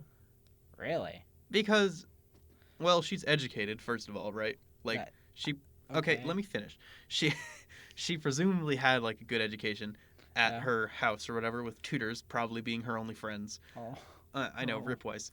And, like, so there's that. But also, like, their major feature is that they're dust-related. Yes. Like, they're anti-gravity because of dust. Yeah. So you'd think that, being a Schnee and her whole thing is, like, dust. Sure. You'd think that she'd be familiar with major dust landmark. So, whatever. Just stood out to me a little bit. Doesn't really matter, obviously. Okay. But, obviously we need the exposition as viewers. So, whatever. I see your explanation, but also I'm not exactly sure how much Weiss would care about geography. I mean, I think that she would see these rocks and be absolutely fascinated by them, because she would immediately realize that is a rock and that is dust holding it up. Where the hell are we? This is awesome. Okay. Yeah. I don't know. Okay. Yeah. So, floating islands. Yeah, floating islands. And the pilot just kind of goes, nowhere good. Yes. They're in Lake Matsu. Yes. Which I don't know where that is on a map, but it's the it's the big lake in a. Oh yeah, we talked about this last time. Yeah, it's that one. Oh, we didn't know it by name. Yeah, I certainly didn't remember the name. But if you are listening and you don't know what I'm talking about, on the continent of where Haven is, whatever that continent's called, Mistral. Mistral. No, I think I'm pretty sure the continent name is different than the kingdom name. Oh, it is. Yeah, right? You're right. I don't know. Whatever the continent name. Yeah. The one with Mistral and Haven, the big lake that's like makes the ring. Yeah. Anyway, that's where they are. Yeah. And then the dust caused turbulence. Yes, the dust causes turbulence. You're gonna have a lot more than turbulence in 5 seconds. Because of gravity, I guess. Yeah. I believe it. And the pilot's like, hopefully the stressed people are keeping them busy. Yeah, hopefully our distressed friends are keeping them busy about that. Incoming. Holy crud. Just whoosh. He does an awful job of, staying out of the way of that distress signal. No, yeah. I mean, I think he tried to avoid them and they just came in his direction. Right, yeah. Like they probably figured, okay, where's somewhere where if we go, we'll probably be in trouble, but we might be able to avoid these. How about a bunch of like pretty much an asteroid belt? Let's go to like the asteroid belt on Earth. Let's go. They were. I think the ships probably recognized they were pretty doomed. Yeah. But oh gosh, they got Percy. Yeah. So anyway, this ship that's like on fire comes swooping towards Weiss's transport. Nice dodge, by the way. Oh yeah, he's a great pilot, as we will see later. Yeah. So he dodges out of the way, and the ship smashes into an island. There were people on that ship. Yep. People died. Yep. High emphasis on were. Those are the first deaths of Volume 5, unless I'm misremembering some in the first episode. But there weren't any in the first episode, No right? one died in the first episode, to my knowledge. Unless someone died in that pan later. First deaths, Volume 5, unnamed crew members. Yep. Never mind, Percy. Well. Rip Percy. Well, named, yeah, you're right. Yeah. They got Percy. And then, and they're soon to follow. Yes. Yeah, that's certainly true. Kind of ominous. Yep.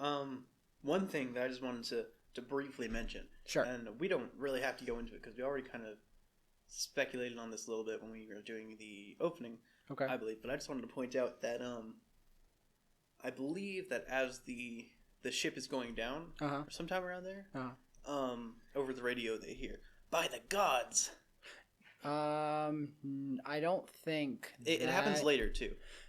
I don't know if they might have said "by the gods," and that is something I want to bring up later because the pilot definitely said. Yes, the pilot does say it later. Yeah, pilot definitely says "gods," which I was going to bring up on my own, so I'm glad you bring it up now. Did you? But yeah, I'm pretty sure over the radio. Yes. The female captain going down. Sure. It's like, "By the gods." They got Percy or something like that. Yeah. Sure. Probably part of that line. I'd believe that. Yeah. So. Okay. There's that religion that we don't know anything about coming up. Yeah. Religion, and that there is arguably a pantheon of some kind. It's not just a single deity. I mean, it's possible some people believe that there's a single deity, but these people don't. Right, clearly. Yeah, and it could just be the two gods from myth and lore.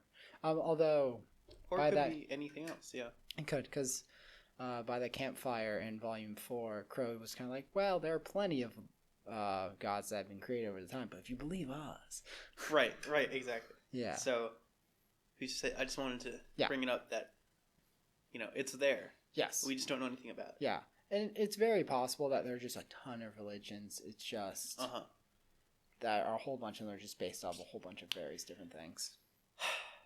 Come on, Rooster Teeth. I need hours of World Run.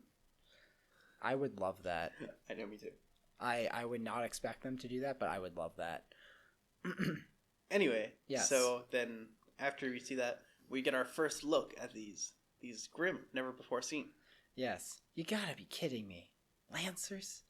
Had to be Lancers? Pretty much, yeah. One thing I want to point out before that. First of all, the way the Lancers catch their prey. Holy crud. Hook. Stationary. Oh yeah, we saw that Start whole scene. tearing it to shreds, and then one suicide bombs. Yes. Wow. So did that grim explode? No, I don't think so. Or is that like something on the ship that exploded? Or I have a feeling that the Grim didn't explode, because I think if that was the case, when the two Lancers were on top of the ship, when they like hooked on and landed, I think they would have pulled that if they could explode. Oh, okay. No, you're right. That's possible. Yeah. That's a good so point. I think that was it crashed right into like the heart of it, and something it hit blew up. Okay. That's much more reasonable to me. Yeah, maybe that ship had like some dust on it or something. Yeah, I'd believe that. One thing I want to mention though, the design of that ship's flying abilities. It had flapping wings, essentially. Yeah. Now, I found this extremely humorous because I do not believe that would work. But I mean, presumably dust. Ooh, I didn't think of that. That's fairly. that makes it much more valid. Although it seemed like a mechanical. Well, it probably could. It could be like combo. Yeah, right. It could be like the wings are like to have a control over like ascent and descent and like direction, Sure. maybe. and then most of the buoyancy comes from dust of some kind. I'd believe that. Okay. I don't know. I don't know. Since it was made of wood and all that and such, it kind of made me feel like it was more of a mechanical marvel than anything else. But I did not consider dust being its fuel. I considered dust being the fuel for the other one, or something along the lines of it. Did they find gasoline? Who knows? I'm pretty sure it's dust that powers vehicles. Okay. I think. I guess the only reason I'm kind of confused is because there was that gas station last episode, or whatever the hell that was. No, it definitely was a gas station. I mean, I don't know if it was, but it looks like one. Yeah, and I've never seen Yang had to refill the tank of her bike. That's a good point. So I don't know what that's powered on. It's probably gas.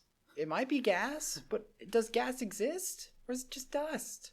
Is dust gas in this world? I don't know. It seems like it. Well, if you think about Professor Oobleck's weapon, yeah, I was under the impression that was gasoline fills / whatever. I thought it could be. It could be dust. Yeah. I know that one's a little bit of a stretch, but it could be dust. Anyway. So, back to these Lancers who bugs. Terrifying jittering. Oh, I thought they were cool, but bug. Oh yeah, they're cool. Bug grim. That's a new one. Well, Deathstalkers are not insects. Not. I know, but like scorpions, aren't they like arachnid? Maybe, but they're not insects. Which is almost an insect. Almost, but not exactly. Like an honorary insect. No, I'm not saying it's unprecedented. I'm just saying it's interesting. I was just nitpicking you. That's fair. It's cool. Yes. You're right. We haven't had any. Can't think of any true insect group we've had. Also, as they destroyed the first ship, and then they kind of just turn around like, we found another one. Like they see their friend explode, and they're like, well, that sucks. No, they just like see their friend explode. Good job. That one's next. It's like, gosh darn it. Wait, how do they know? It's like, it's just, I hear it. It's right there. It's like, yeah, that's fair. Yeah. But yeah, pretty terrifying, in my opinion. Yeah. Do you have dust? Officially? No. Actually, yes. Kind of say that at this point, this pilot is like really growing on me. He's really fun. Like, I pictured him initially. As like, I don't know, sort of like a throwaway character. Because like, I don't know. Though. He's, I mean, yeah. Unfortunately. He seems to be. There are multiple throwaway characters in this episode. But like, he actually like has a personality. I mean, he does. We kind of got to know him. Yeah. And he's funny. I like him. He is funny. He's an enjoyable character. Also, when he's like, buckle up. What are you doing? It's like, I'm going to do what we should have done the first time. Help people. But we failed. So now we're going to just save ourselves. Yeah. Yeah, when she first went down there, how screwed did you think she was? Did you think she was screwed? I was kind of like, what are you going to be able to do? Like, I was seriously questioning that until it was like, do you have dust? It's like, yeah. Okay. Then it's like, okay, now you have ammo. Good. I guess you can deal with them. And then she dealt with them a lot better than I thought she was going to. So I was already impressed with that. I don't really know what I was thinking as she was heading down there. Like, I assumed she had some sort of plan. Yeah. Which probably wasn't just, like, jump out. Oh, gosh, no. There's no way it was jump out. Like, jump out onto the Lancers and start fighting them, like, Blake style. Oh, absolutely. There's no way she would have been I mean, you know how Blake does that? She doesn't even need ground. She just, like, shadow clones herself and flings herself from place to place. Yeah. Anyway, Weiss could also do that because glyphs. Yeah, but not, but then, the issue is then, I don't think she'd be able to catch up to the ship. Wait! There's no way he's stopping. That would be hilarious. Why does Weiss even need a flight? She could just glyph her way. Oh gosh, yeah. She would totally cross the entirety of that lake. Why didn't they just ride the birds to Mordor? Oh, it doesn't make sense. But yeah. So, yeah. Weiss gets locked and loaded, ready to go, and starts firing off. Oh yeah. So at these Lancers. Before we get into the actual content of the episode, let's nitpick some details for a little bit more. Sure, let's do that. So the dust. Yeah. I couldn't help but notice Mhm. is obviously Schnee. Schnee brand, right? Yep. So Smuggling. this man is smuggling, right? Yeah. So how did Weiss refresh my memory? How did Weiss hire him? He was at the manor, right? Didn't the butler arrange something? The butler snuck her out through the passageway. Uh-huh. But like presumably she was still on the grounds of the Oh, Schnee I manor. guess. Where the ship left from. I guess she had some money on her, found a guy that she could trust to smuggle her out. Right, but I'm saying is that the guy's ship, they left from the Schnee Manor, presumably. Really? You think so?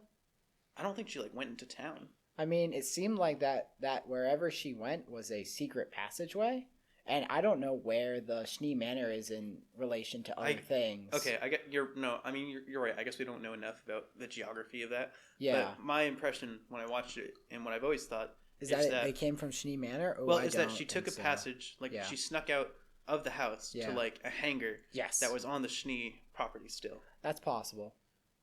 Or at least maybe Schnee factory. That was at least my interpretation. Okay. And the reason I bring it up and the reason that interpretation is important is because, like, I was just wondering, like, who is this man working for? Yeah. Where is he smuggling things to? Yeah. You know. Yeah.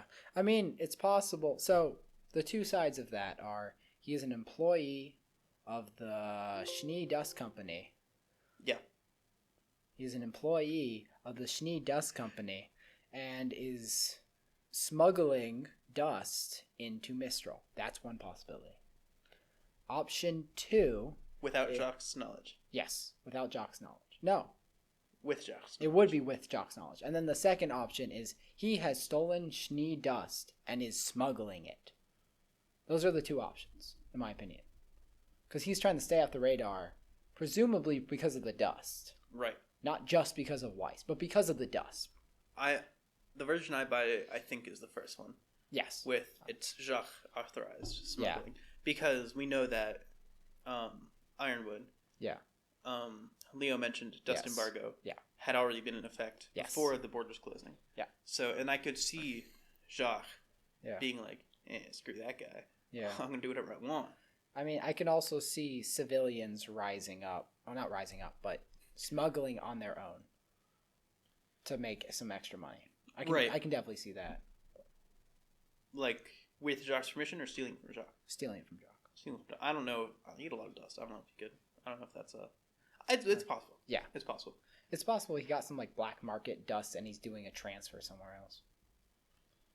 Okay. I'd believe it. White Fang got it. We don't know how they got it. Which dust are you thinking of from the White Fang? Veil. Did they use a lot? I'm trying to... Yeah. For what? Torbjorn got a lot. Torchwick. Holy crud. Did you say... I said Torbjorn. Torbjorn! Oh, I apologize. Wow, I don't know where that came from. Torchwick. We don't have the properties for that, Tristan. We don't. I'm sorry. That will get bleeped out. Don't worry. That's what we bleep out. Torchwick? Torchwick, yeah. Torchwick gathered a bunch. Yeah. Yeah. But I think he was stealing it from like companies in Vale, right? Yeah, but they also had a bunch of Schnee dust as well. Yeah, presumably from the companies in Vale. It's not important. It's overly not. It's not important.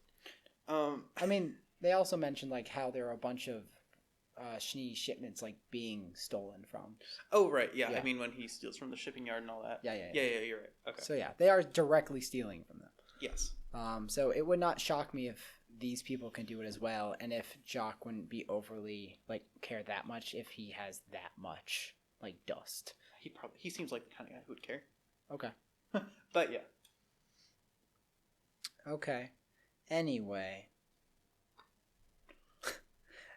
She's locked and loaded. The pilot is being a great pilot and trying to go everywhere. This man is a good pilot. This man is exactly what my notes say. He dives down, goes under the water, goes straight up. He rocks it. Yeah. He's like, kid, we need some help here. And he's like, okay, I'm ready. She roots herself down with some gravity glyphs. I just want to point out before we get to obviously there's a song coming up. There is. Before that, like while this is going on, yeah, there's some music themes going on in the background, like just the notes. Yeah. Just wanted to say that is from a song that I don't recognize, which, I mean, I know all the music. Yeah. So it's a Volume 5 bit that we haven't heard. Yeah, I believe that. Look forward to that. Yeah. But yeah, so she uses her black physics glyph thing. Gravity, whatever it is. I'm gonna call them physics glyphs. Sure. To like root herself in place. Yes. Good move. Very good move. She would have been screwed otherwise. And then fireballs. Yes, the dude opens the back. Yep. And Weiss is prepared to start firing on the Lancers. Yeah. Does a little dance and sends some fireballs their way. As she is prone to do, yeah. Yeah. I found that it seemed like she was enjoying herself. I mean, she was certainly like twirling and prancing a lot, you know. Yeah. Having fun. Yeah. This is like a life or death situation. She probably got pretty bored at Schnee Manor. Oh, gosh. So, you know, spice things up. And then also, I want to note that the fireballs, although it hit a few of them, when she started throwing some ice at them, that was much more effective. Yeah, so first she does the wind thing, I think. Oh, yes. Yeah. This is true. Which is was that wind? I mean, it seemed like wind. That's what it looked like to me. Okay. It looked like it makes me think, is there air dust? Or was that like coated with, was that like ice dust, but like a light version of it that was like cold wind or something? Or like a combo of like fire and ice dust to produce. I'm trying to think of times when. Because that's the first time I remember seeing something like this. It must have been used before. I'm trying to remember. I'm thinking back to when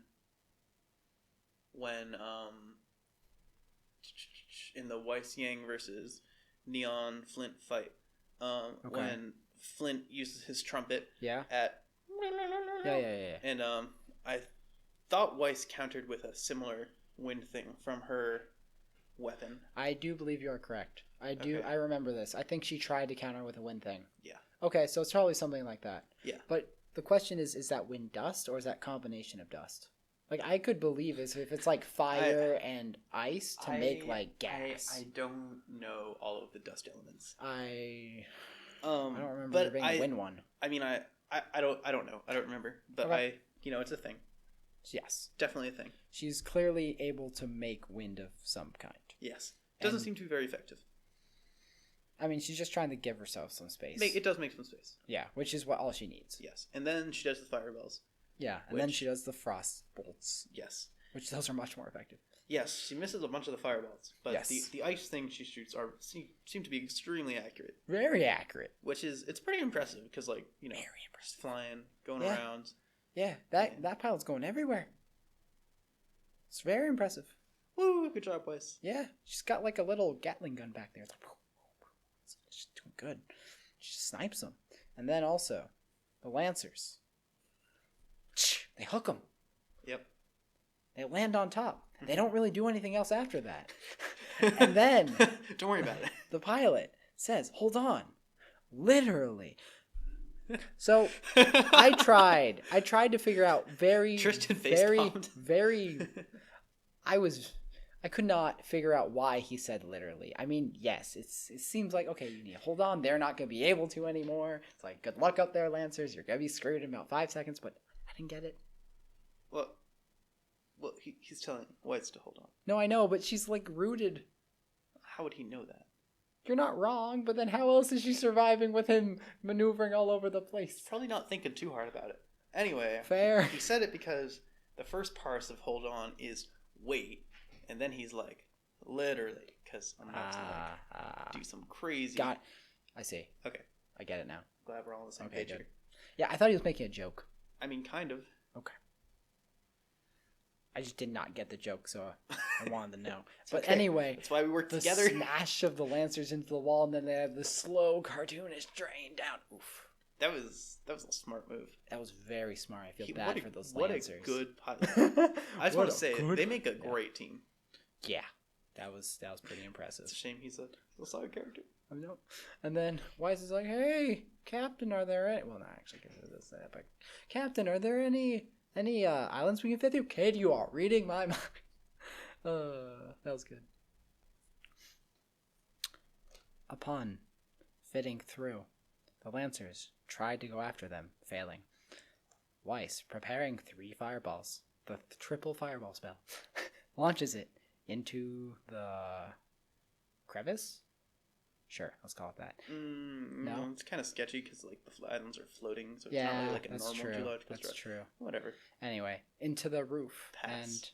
And then Fireball turns into Rock Slide. Kind of a risky move, if you ask me. Oh yeah, very much so. But, I'm surprised that they came out unscathed. Yeah. But Yeah. it all works out. Question though.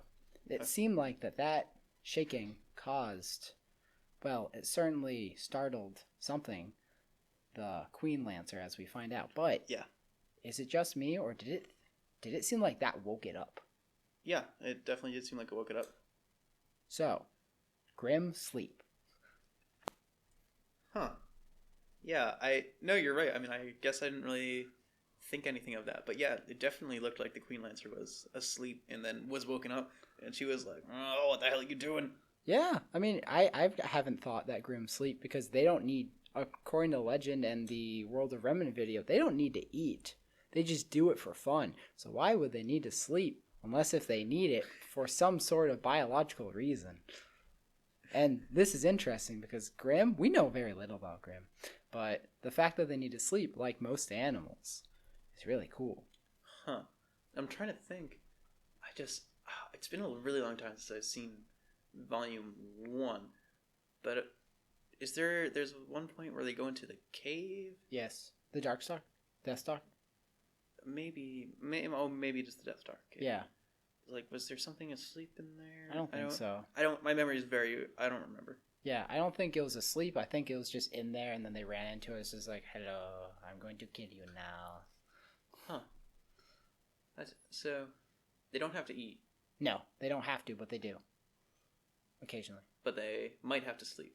Yeah, it seems like they might have to sleep. Unless they just do it for fun. Unless they also do that for fun. This is possible. But I don't know. But that would be weird. What do you think that says about the Grim, if anything? I mean, I think it then shows that that they require some sort of energy, that they get some sort of energy source and that they are active and that they have to... Go on, Tristan. I know you don't want to go into the biological details of this, but if you have to, go ahead. Okay. Then they have to, I guess, get rid of some sleep debt. That they work a little bit too hard, and then they have to work off some working too hard. Like maybe they have a normal workday shift. I doubt that. Yeah, the 9 to 5 hunting humans grind. Yeah. It really depends on when you go to sleep. If you're a night owl. Yeah, or if you're a lark. Lark. Yeah, as they say in the sleep biz. Yeah. But no. Not to get into too scientific terms, it just seems interesting that. No, you're right, and I didn't realize that at all about the implications of what that could be. But it's an interesting thought about maybe they sleep, but we don't know much about the biology of Grim or how Grim work really. No. Because they're very mysterious shadow creatures by their nature. Yeah. Their bodies dissolve when they die, so there's not really a chance. Yeah, they evolve. Yeah, and they do evolve. You're right. Yeah. So I guess it seems like maybe, like most organisms, they might have some sort of sleep mechanism evolutionarily, or it could just show that Grim are actually a lot like normal animals, but there's something else to it, which I guess can lead to a theory that Grim are actually like their own species. Like it's clear that they are separate from humans and such, but they are their own species in their own right and have various different characteristics that would be fascinating to study, assuming you could get hold of their body before it disintegrated, which good luck. It does also seem like they age, right? Yes, it does seem like they age. Right, but the only times we've seen them being quote-unquote born, they've spawned from pools. Yes. Both times that's happened. Yes, this is true. So yeah, makes you wonder. Or you could also go with the argument that Grim are like imitations of animals, in which case they might still mimic some of the things that they do, like sleep and eat, even though they don't have to. You're right, yeah. Yeah, it's an interesting thought. No, there's so much we don't know. Yep. But this makes it slightly more interesting and gives us a tiny little tidbit of what maybe Grim do. I mean, and not to mention that most of them look like actual animals. Yes. So, there's significantly look like animals. Very much so. Yes. Anyway, shall we continue into the fact that waking this beast was one of the last things they wanted to do? Yeah. So this thing comes up. So the rock slide comes down. Yes. Takes out all the Lancers that are chasing them. Yes. There's a little bit of a premature celebration that goes on. Yeah. Pilot's like, we're in the clear. Like, that's like one of the stupidest things you could say. Never celebrate anything. Not until you have arrived at your destination unscathed. Yeah. And so then we see the Queen Lancer pop up. Yeah. And oh my gosh, it's a Queen Lancer. Are you kidding me? Alright. Okay, I just want to point this out. Yeah. This is extremely nitpicky. Yes. So I want to say that Weiss Uh-huh. identified the Queen Lancer on sight. Yeah. But she didn't know the name of the islands. Or Yes. where the islands were. Yeah. Seems kind of dumb. I agree. So I guess my idea of how she would know Queen Lancer is like, oh, Alpha Beowulf, and it's like, oh, hey, look, there are these tiny Lancers, and there's a big one, and then she's like, oh, it's a Queen one. The argument that I would make in against myself is that she probably studied Grimm specifically in Huntsman Academy. That's fair. Also, it's possible that Lancers exist in Atlas as well. And other parts of the world, yeah. Yeah. So it's possible maybe not that she's encountered them, but that she would know. It would make more sense that she would know about them, considering she did go to a academy that was specifically for fighting Grimm. Yeah. So if she didn't know the Grimm species, what the hell? But if she didn't know her geography, that's a little bit better. Yeah. She'd get a pass for not knowing her geography. Not knowing her Grimm, oh man. Oz would be so upset. Oh yeah, so then the Queen Lancer lets loose with some crazy projectiles. Yeah. And opens up some holes in her body, which is kind of awful. Yeah, that was really cool. And then, yeah, geez, there's so many places where those projectiles came from, and they're so spiny and stabby, and Weiss had a windshield, I guess, again. Yeah, there's the wind thing again. Yep, that protected her. It seemed to work pretty well. Not for the ship, though. Yeah. Kid, do something. And then she does. She does a flip. Yep. Over the thing. Yep, she does. Cuts some cords. Yes. Lifts some boxes full of dust, which is... Was that like with wind or telekinesis? Like wind would make sense to me. Right. Telekinesis would not. The ship was flying straight at that point, right? Yes. Was it? Yeah, it wasn't flying down. Well, yeah, she makes glyphs, right? Yes. So, I mean, we know she can make things go with glyphs. Yeah, it's just they floated in the air and then she was able to push them. So it makes me think if she had like glyphs to float them and then glyphs to push them, because I would believe if it was two separate steps, not if it was one. I'd be willing to believe because the ship is flying. Yes. The back is open. Yes. If they were at an angle, right, then which they were not. Okay, fine. But they were tied down, so unless you want to say it's a 180-degree angle. It's not a stretch that the crates start to tumble for me. But if they raised. They raised. Okay. Then yeah, it will be two sets of glyphs, presumably. Yeah. Okay.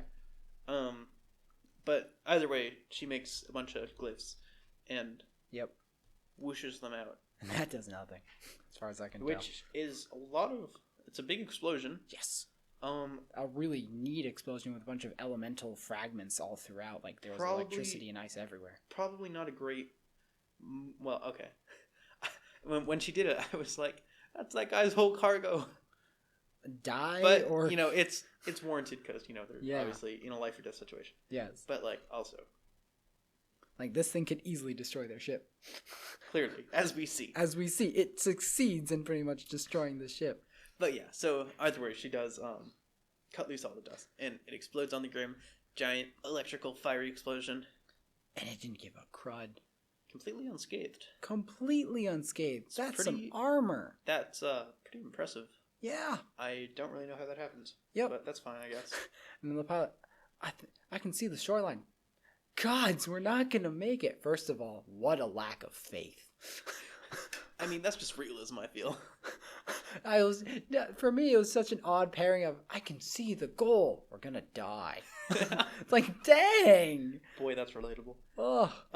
But yeah, back to what we were talking about earlier about gods. Yep, there's the gods again. Yeah. Yeah. So then, this is Weiss's big moment. Oh, are we not going to go more into the gods, or do you think we did enough? Oh, what did you want to say anything about it? No, I just thought you maybe had more to talk about because you brought it up earlier. But if you had flushed out everything you wanted to, that's completely fine. I just I feel like I said everything I wanted to say about it in the video where we did the intro, and I don't think I have anything else to add. That's fine. Okay. In that case, yes. In that case, as you were saying earlier, this is Weiss's big moment. Oh yeah, she gets a determined look in her eyes. Youth. Her trademark Volume 4 theme starts playing. This Life Is Mine. It was good. Great song. We'll get back more on that later. Yeah. Let's just talk about what happens. And she starts her summoning. Yeah. And she summons. The Night Dude. She summons her soldier. Indeed. And then, this entire sequence in my mind is insane. It's like, pull up now. It's like, goes up. Soldier flips back down, runs off the thing, does a sick dive of complete faith. Is going right at the Queen Lancer, who's coming right at them. Weiss focuses so she can, assumingly, control her soldier remotely. It disappears, and then Omni slashes the shit out of the Queen Lancer. Yes, that was a good summary. Yes, no, a couple things I wanted to say. But yes, that was really cool. And it's the first time we've gotten to see Weiss use her full summoning. Yeah, and holy crap, is it powerful. It was really strong. Especially because we had the juxtaposition of, that dust didn't do anything. Yeah. And then the soldier destroyed it. Although the Lancer did get the last laugh, I guess. Well, I mean, Weiss didn't die, so... No. Could be worse. It did crash the plane, though, pretty successfully. We'll get there. Well, okay. Anyway, so what I wanted to say is that it seems like Weiss has, like, a really close bond with the thing she summons, because when she like it's kneeling in a mirrored position as her, and then also when they do the roll, like they roll like in sync together. Yeah. And then like you mentioned, when it cuts away from Weiss, we see her like focus, and presumably what I assumed is that it seemed like it was to control the thing. But that brings up the question, like, is she... Okay, well, hold on. Sure. So, when she focuses on the thing, that's when his sword appears. Approximately, yes. Yeah. And then, as you mentioned, when he's slicing the crap out of the Queen Lancer, he does some disappearing and reappearing stuff. Yeah. He seems to be not just bouncing between glyphs. No. But... teleporting with the glyph. Teleporting between glyphs. Yeah. That's why I use the term Omni Slash, which, if you do not understand what that means, it's many different potential references. But it's essentially, suddenly, this dude disappears and just slashes the crap out of this guy from multiple directions. It's essentially all Omni Slash means. It's essentially all I'm referring to. So, I got a couple questions. Fair. So the glyphs. Yeah. Those glyphs are being made by Weiss, presumably? Yes. I agree with that. Not the summon doesn't have any power to make glyphs. No. It's all her. So is Weiss is controlling this thing, presumably? Yes, I would agree with that. Is she like seeing through its eyes? I would believe that. Okay. Like a mech. Sure. Okay. I'm glad you had so many answers to my questions. That was easy. Yeah. Yeah, I don't know. It's just there's a lot of details with the Weiss, the Schnee family's powers, I feel. And I'm not entirely clear as to what the link between the summons are. I don't know. It's just something to think about. Yes. One other thing I wanted to ask about the guy. Which guy? Soldier. Yes, the soldier. Okay. We still don't really know what it is exactly. No. We do not know exactly what it is. We just know obviously we saw it during the trailer, the white trailer. Mm-hmm. Which is where it's from. Yeah. Also from this opening. Well, yeah. Where's that sick position? It's true, sick shot there. Yeah. But we're not really sure what it is, right? No. I do not believe we know what it is. It's the only thing I could think of was that it's like a Geist inhabiting a suit of armor. Oh, I would not believe that. Because, that's kind of what the Geist did in Volume 4. I guess. It's possible. But, that's only because it's the only thing I can think of. I don't know what I don't think that was a Grimm related thing. Because that whole entire sequence, I don't think that was a Grimm related incident. Because it seemed like it was on the manor itself. Oh, yeah, no, it seemed like a duel, definitely. Yes. So I highly doubt like a formal duel. Yeah, so I highly doubt that it was actually a Grimm. So anything related to Grimm, so not a Geist. Also, you don't see a Geist face anywhere on it. Okay, yeah, I don't remember enough about the Geist fight. Oh, so the Geist, the mask shows somewhere on the body. Okay. That's a requirement. Okay. Yeah. Well, I don't know what else it could be. Yeah. Yeah. I just want to comment on, after watching this, it made me believe that Weiss was super OP. Yeah, no, she certainly seems like she's... With the summon, it certainly seems like she's stronger than she's ever been, if that's a sample of what she can do with it. Yeah, although it did take her a very long time to set that up, and she needed a lot of help in terms of, like, she is not being targeted by anything because the pilot is moving around. But it did not stop me from feeling the amazingness and awesomeness that was this frickin' soldier getting summoned. It only took her like a couple seconds to summon it. Yeah, I guess. It wasn't that long. Okay. Anyway. So, but then she's stationary the entire time after. Well, only when she focused. I mean, we didn't see because it cut away. That's true. Presumably when she focused, she stopped moving, because that's... She did. Yeah. Yeah. But not when because they cut back to her focusing still, and she's still there. Right. But when she wasn't focused, the thing was still moving. Yes. More or less on its own. Yeah. And it seemed to be... I'd assume it would be able to fight on its own, because it was... Yeah. Did the fist pounding thing. That's true. I guess as long as she has line of sight of it, she doesn't need to focus. I don't know. There's a lot of speculation there. Yeah, that's true. I don't know if I'm willing to jump to that conclusion yet. That's fair. Anyway, that was an amazing sequence of events. And if you want to go over like the exact shots that they did combined with the lyrics, we can. But I don't know if that's really necessary. I think that the song is just there to kind of like show Weiss's development and the fact that she is now much more capable than she was before, and like severing her ties more, like just showing off the fact that she's her own person. Yeah, so the Volume 4 song as a whole, it's just, it's about Weiss's journey. Well, I mean, all of her songs are about Weiss's journey. Yeah. But specifically that song is about her, like, throwing off the chains of her family. And, her whole family, particularly her father. Right. Particularly her father. Her whole Volume 4 arc, basically. Yes. And then the portion of the song they play is, like, the last part of the song, where she's like, I'm free. Yeah. Basically. That's the paraphrase. Yeah, pretty much. It's like, I'm my own person. I'm not under your thumb. Yes. Yeah. So, yeah, and we can, I guess... I think we could talk about how amazing the sequence is and discuss its relation to the song for a long time. Oh, okay. But, I mean, if you want to, we certainly can. Oh, no, I was just going to say, just, like, general things about it.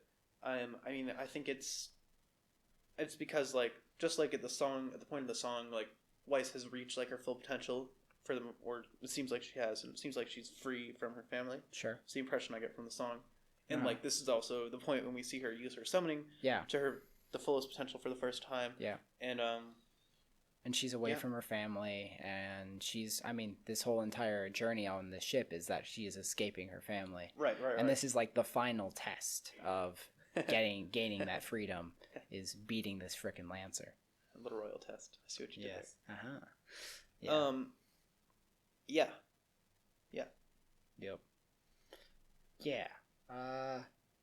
Unfortunately, though, Mayday, Mayday, we're going down. Yeah, so at the end of the fight, the the soldier uses his blade to deflect a hook thing. Yeah. And it like ricochets right into the ship. I think that was actually beneficial because I think if it had continued on the normal trajectory, I think it would have pierced the ship like directly. It's possible. I thought the Queenless were shooting it at the thing, but and then it deflected it. I thought it was aiming for the ship. Okay, you could be right. I don't remember enough, but like I felt that although that wasn't great, it only hit the wing when I think it was aiming for like the hull. That's possible. I guess I don't know what the Lancer was aiming for. The way I interpreted it, so it was going for the soldier, and then it was deflected into the ship. Wow, that would be a very unfortunate circumstance if that is. That was my interpretation. Okay, because since Weiss can teleport it, I felt like it was there to defend the ship, and it tried, but it wasn't enough. I'm not sure. That's I hadn't thought of that interpretation. Okay, but then anyway, finishing blow. Either way, hits the wing or engine or whatever. Yeah. It starts going down. Yeah. Weiss uses her physics glyphs. Physics, anti-gravity, whatever you want to call them. To black try to slow it down. That looks really cool. Yeah, that was really smart. like that probably kept her alive, honestly. Yeah, definitely. And then anyway, before we find out the result of that, all you know is that it crash lands. Yeah, hard crash. Oof. Like it was still coming in fast despite all the work that Weiss put into slowing it down. Yeah. And at this point, you hope the pilot and Weiss are fine. And you find out later. We'll see at the end of the episode. We do. Anyway, cut. She's fine. Cut to unimportant character number 2. The third scene of this episode. Yes. Unimportant? Excuse you. Expendable character number 2. How about that? That's harsh. I agree. Which is why I'm sad, because I wanted to learn more about Sienna Khan, and they pretty much treated her like an expendable character. Yes, if you weren't following that, we were, of course, talking about Sienna Khan, who... We see her for like 5 minutes, less. Of which this is her first and last episode. Yeah. Well, presumably. Unless there's flashbacks. There could be flashbacks. Or like she comes back from the dead or something. Oof, I would not see that. I'm not expecting that. Not gonna happen. No, that's not gonna happen. Yeah. Anyway, so yeah, Sienna Khan. So we are in some sort of White Fang headquarters. Yes, that's supposed to be secret. Super secret. Hey, about that. Sienna Khan sitting on the throne. Yeah. Or Adam is there. Yeah. Unsurprisingly. Yeah. And he wants the White Fang to attack Haven Academy. He does, and Sienna thinks that's stupid for good reasons. Sienna is a smart cookie. She is. At least when compared to Adam, that's not a high bar. No. I'm not arguing. She's definitely smarter than Adam. Yes. I like how Sienna's like, Adam, the only thing you should beg for is forgiveness. Can I just mention that I really liked Sienna's design? Yeah. Like legitimately the first time I saw her character, like in the scene when I watched it for the first time. Yeah. I was like, damn, her design is really cool. Yeah. I thought her design was pretty good. I just wish we got to see her fight. I know. Hold on. Let's work our way there. But she looks dope. She's got a pretty good thing going for her. Yeah, got like the tiger stripes and like a sick outfit. Yeah. She looked good. She did. But anyway, she was saying that essentially she continued by saying Beacon Assault was not the great victory that you thought it was. Although you are a symbol for the White Fang. You went too far. This was a line you shouldn't have crossed. We are now a huge target, and that what you did was not strength. It was simply foolishness, essentially. Short-sightedness is the exact word she uses. An example of his short-sightedness, which is so accurate. She nails it. She should be the leader of the White Fang, clearly. Yes. Because she is 100% right in this, she's dissing Adam here. Yeah. She's right. Yeah. It was dumb. Yeah. Shouldn't have done that. No. Made everyone justifiably hate the White Fang because why would you do that? Yeah. And it's an example of Adam being greedy, short-sighted, vengeful, and a jerk. Yeah. So I actually got a little bit ahead of myself. Yeah, you did. Yeah. Adam says, I was just trying to follow your example, Sienna. And Sienna's like, don't pin this on me. What example is that? It's like, your strength and unwavering conviction. It's like, really, please explain. It's like, you use violence. It's like, yeah, I used it when it was needed. I felt like Faunus were just kind of sitting back and taking it, but we had to bring it to them. We had to show them that we deserve respect. We got some exposition on the Sienna Khan progression of leaders. Yeah. Because, of course, we know Gira was... the first. Yeah. And then... Sienna. Yeah, followed up by Sienna.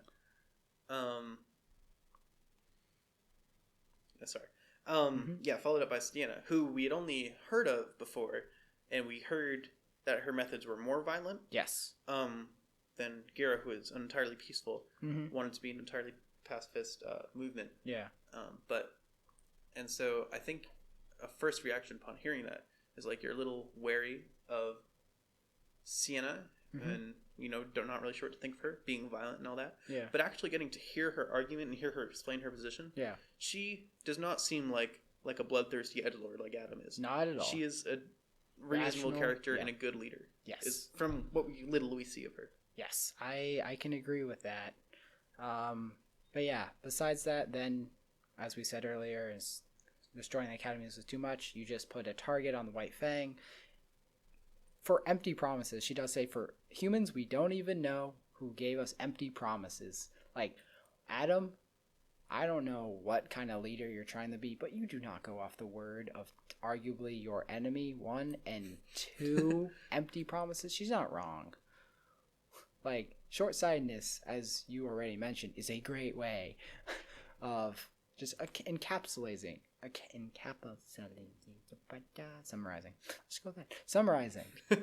Adam's approach in this manner.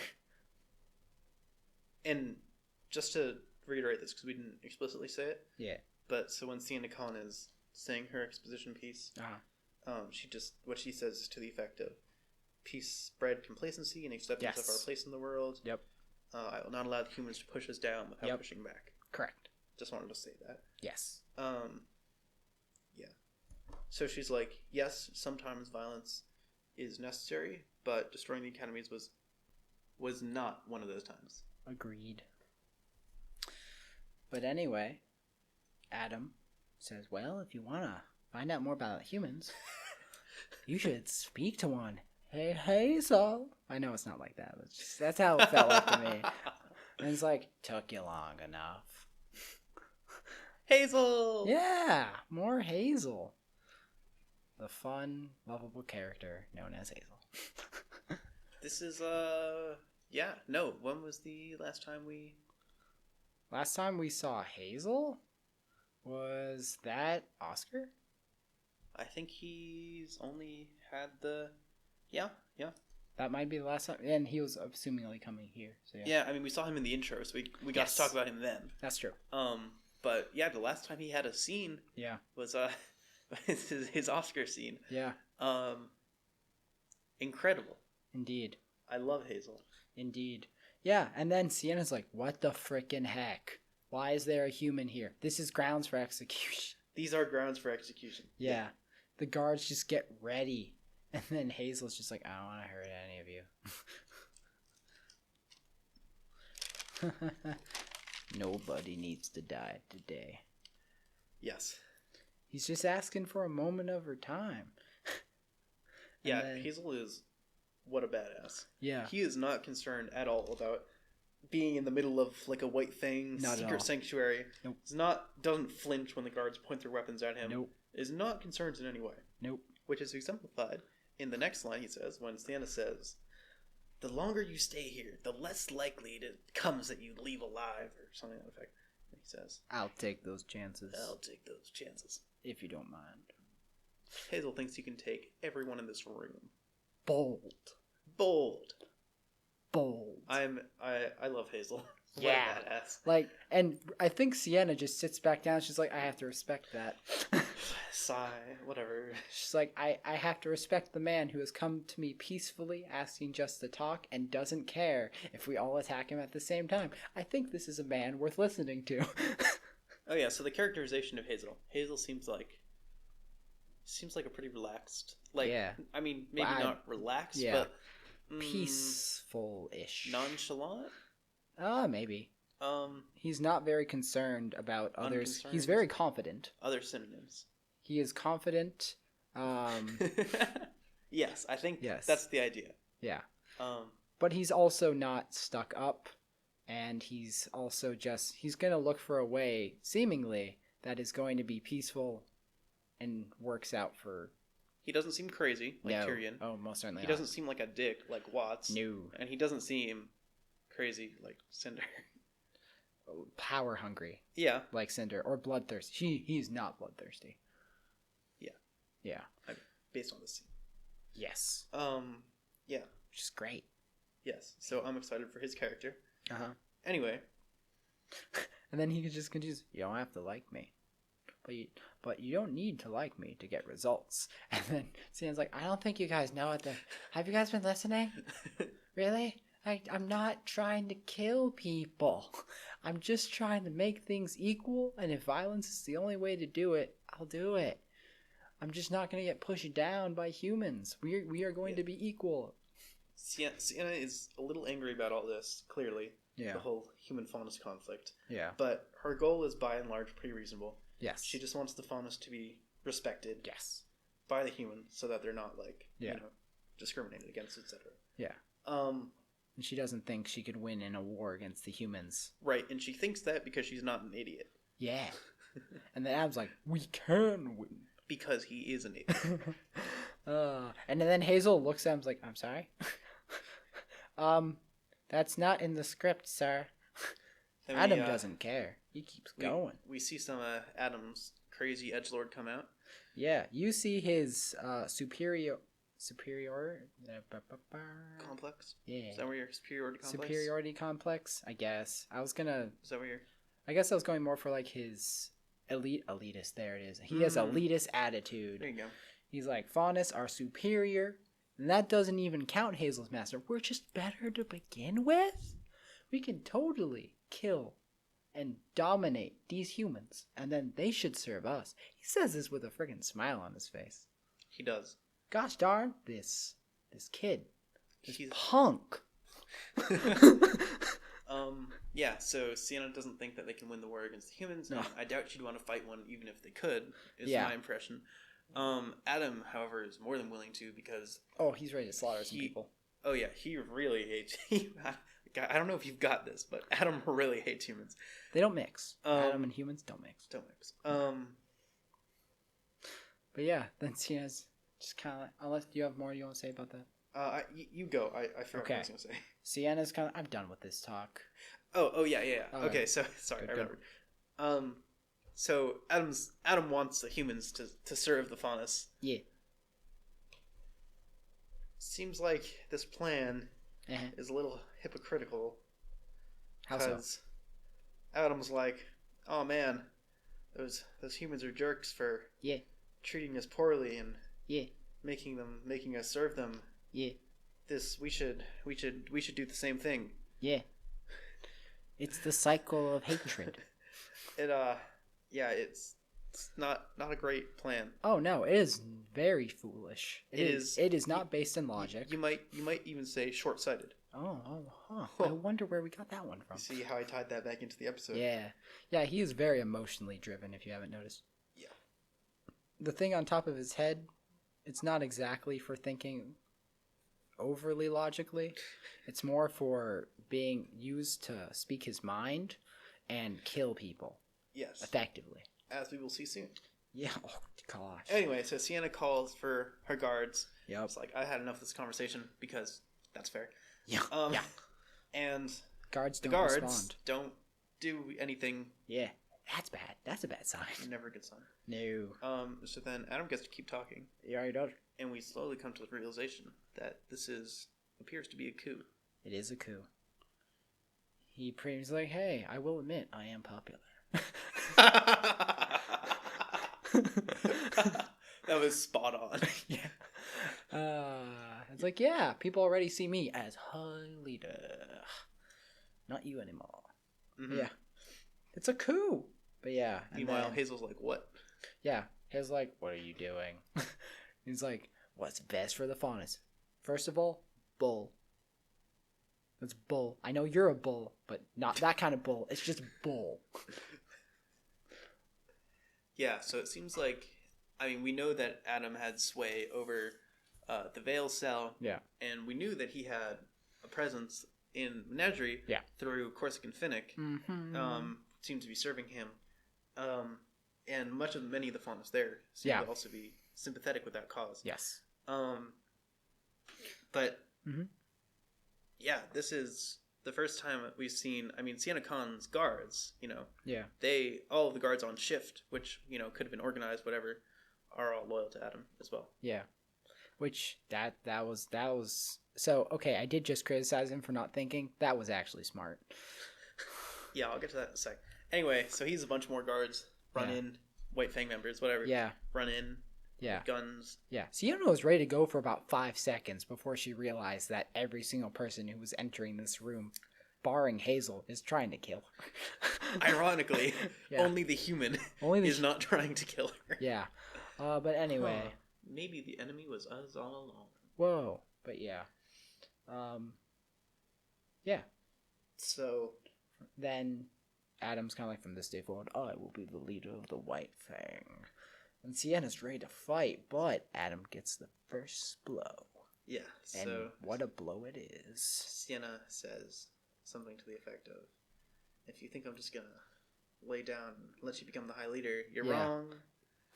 Adam just stabs her. Right you see him getting ready. Like, she turns away and she's kind of like, you think I'm gonna stand for... Oh! Yeah, that sucks. Yeah. I am so disappointed that they killed Sienna Khan in her first episode. Yeah, but... I don't care. Okay. I wanted to see her. I liked her. Yes. I liked her character in the 5-minute scene she had. Yes. I was like, man, what a good design. Can't wait to see more of this character. Yeah. And then she was talking, and I was like, wow, a reasonable character. Yeah. And then... Death flag. Then she dies immediately. Are you a reasonable character? You're going to die. And then she dies immediately. Yeah. So let's step up. Let's get up to her death. Stab. She starts curling up her fist. She's getting ready to go. Further stab. So then she can't do that. She's like, I know you won't be those, but thank you. Thank you for doing what you could for your people, but they need me now. Smiling like a smug fool. Then, I'm sorry, you couldn't see this until the end. And then she's about to get him. She's going up. I'm like, come on, you got this. Sienna, you like rip his ear off. It'll be great. Then she pulls sword out, throws her down the stairs. She rolls brutally down right at Hazel's feet. Oh, and she's dead. She is dead. You ain't getting back up from that. Oof. And so then Hazel explains it. Hazel, rip. Adam explains his cover, which is just that martyr. A human snuck in somehow and killed her. Yeah. And that, whatever. No, don't question it too much. Yeah. And exactly. And that she's a martyr. Yeah, and Hazel's sad. He just looks down at the dead body and just does not seem happy. He's just kind of like, this was not. He's like, dude, what? I think it's more than that. He kind of just looks down at the body and just is not. He just doesn't feel right. He's just. No, you're right. He is not. This is the first time he has met this person, but he is arguably the most emotionally damaged out of anyone in the room. That this person has just been murdered. I mean, you're right. What he does say at the end, it does seem to indicate that despite being what we'd expect of a typical antagonist, it seems like, because Hazel's a great character. Yeah, it seems like he doesn't want to kill people. He doesn't see the need for unnecessary deaths. He doesn't. And you're right. He says at the end, nobody had to die today. Yeah, he said in the beginning. And he said in the beginning at the end. Well, let's get there in a sec. Yes. Anyway, so Hazel. Yeah. Adam throws Sienna's body down the steps. Yeah. She gets picked up on a stretcher. Yeah. It's a good preparation. Yeah. Not what I would expect from Adam. Oh. Poor Adam. It was just shit on him constantly.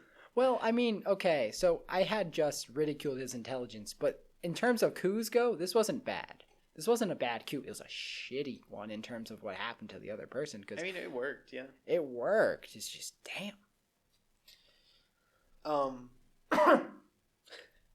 Yeah.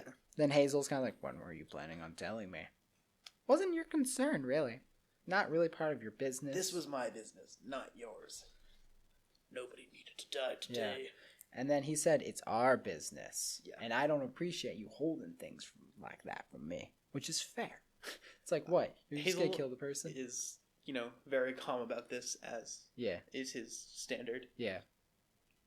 Yeah, and then Adam simply responds, well, your master was concerned if she would comply. She's dead now. She doesn't have to.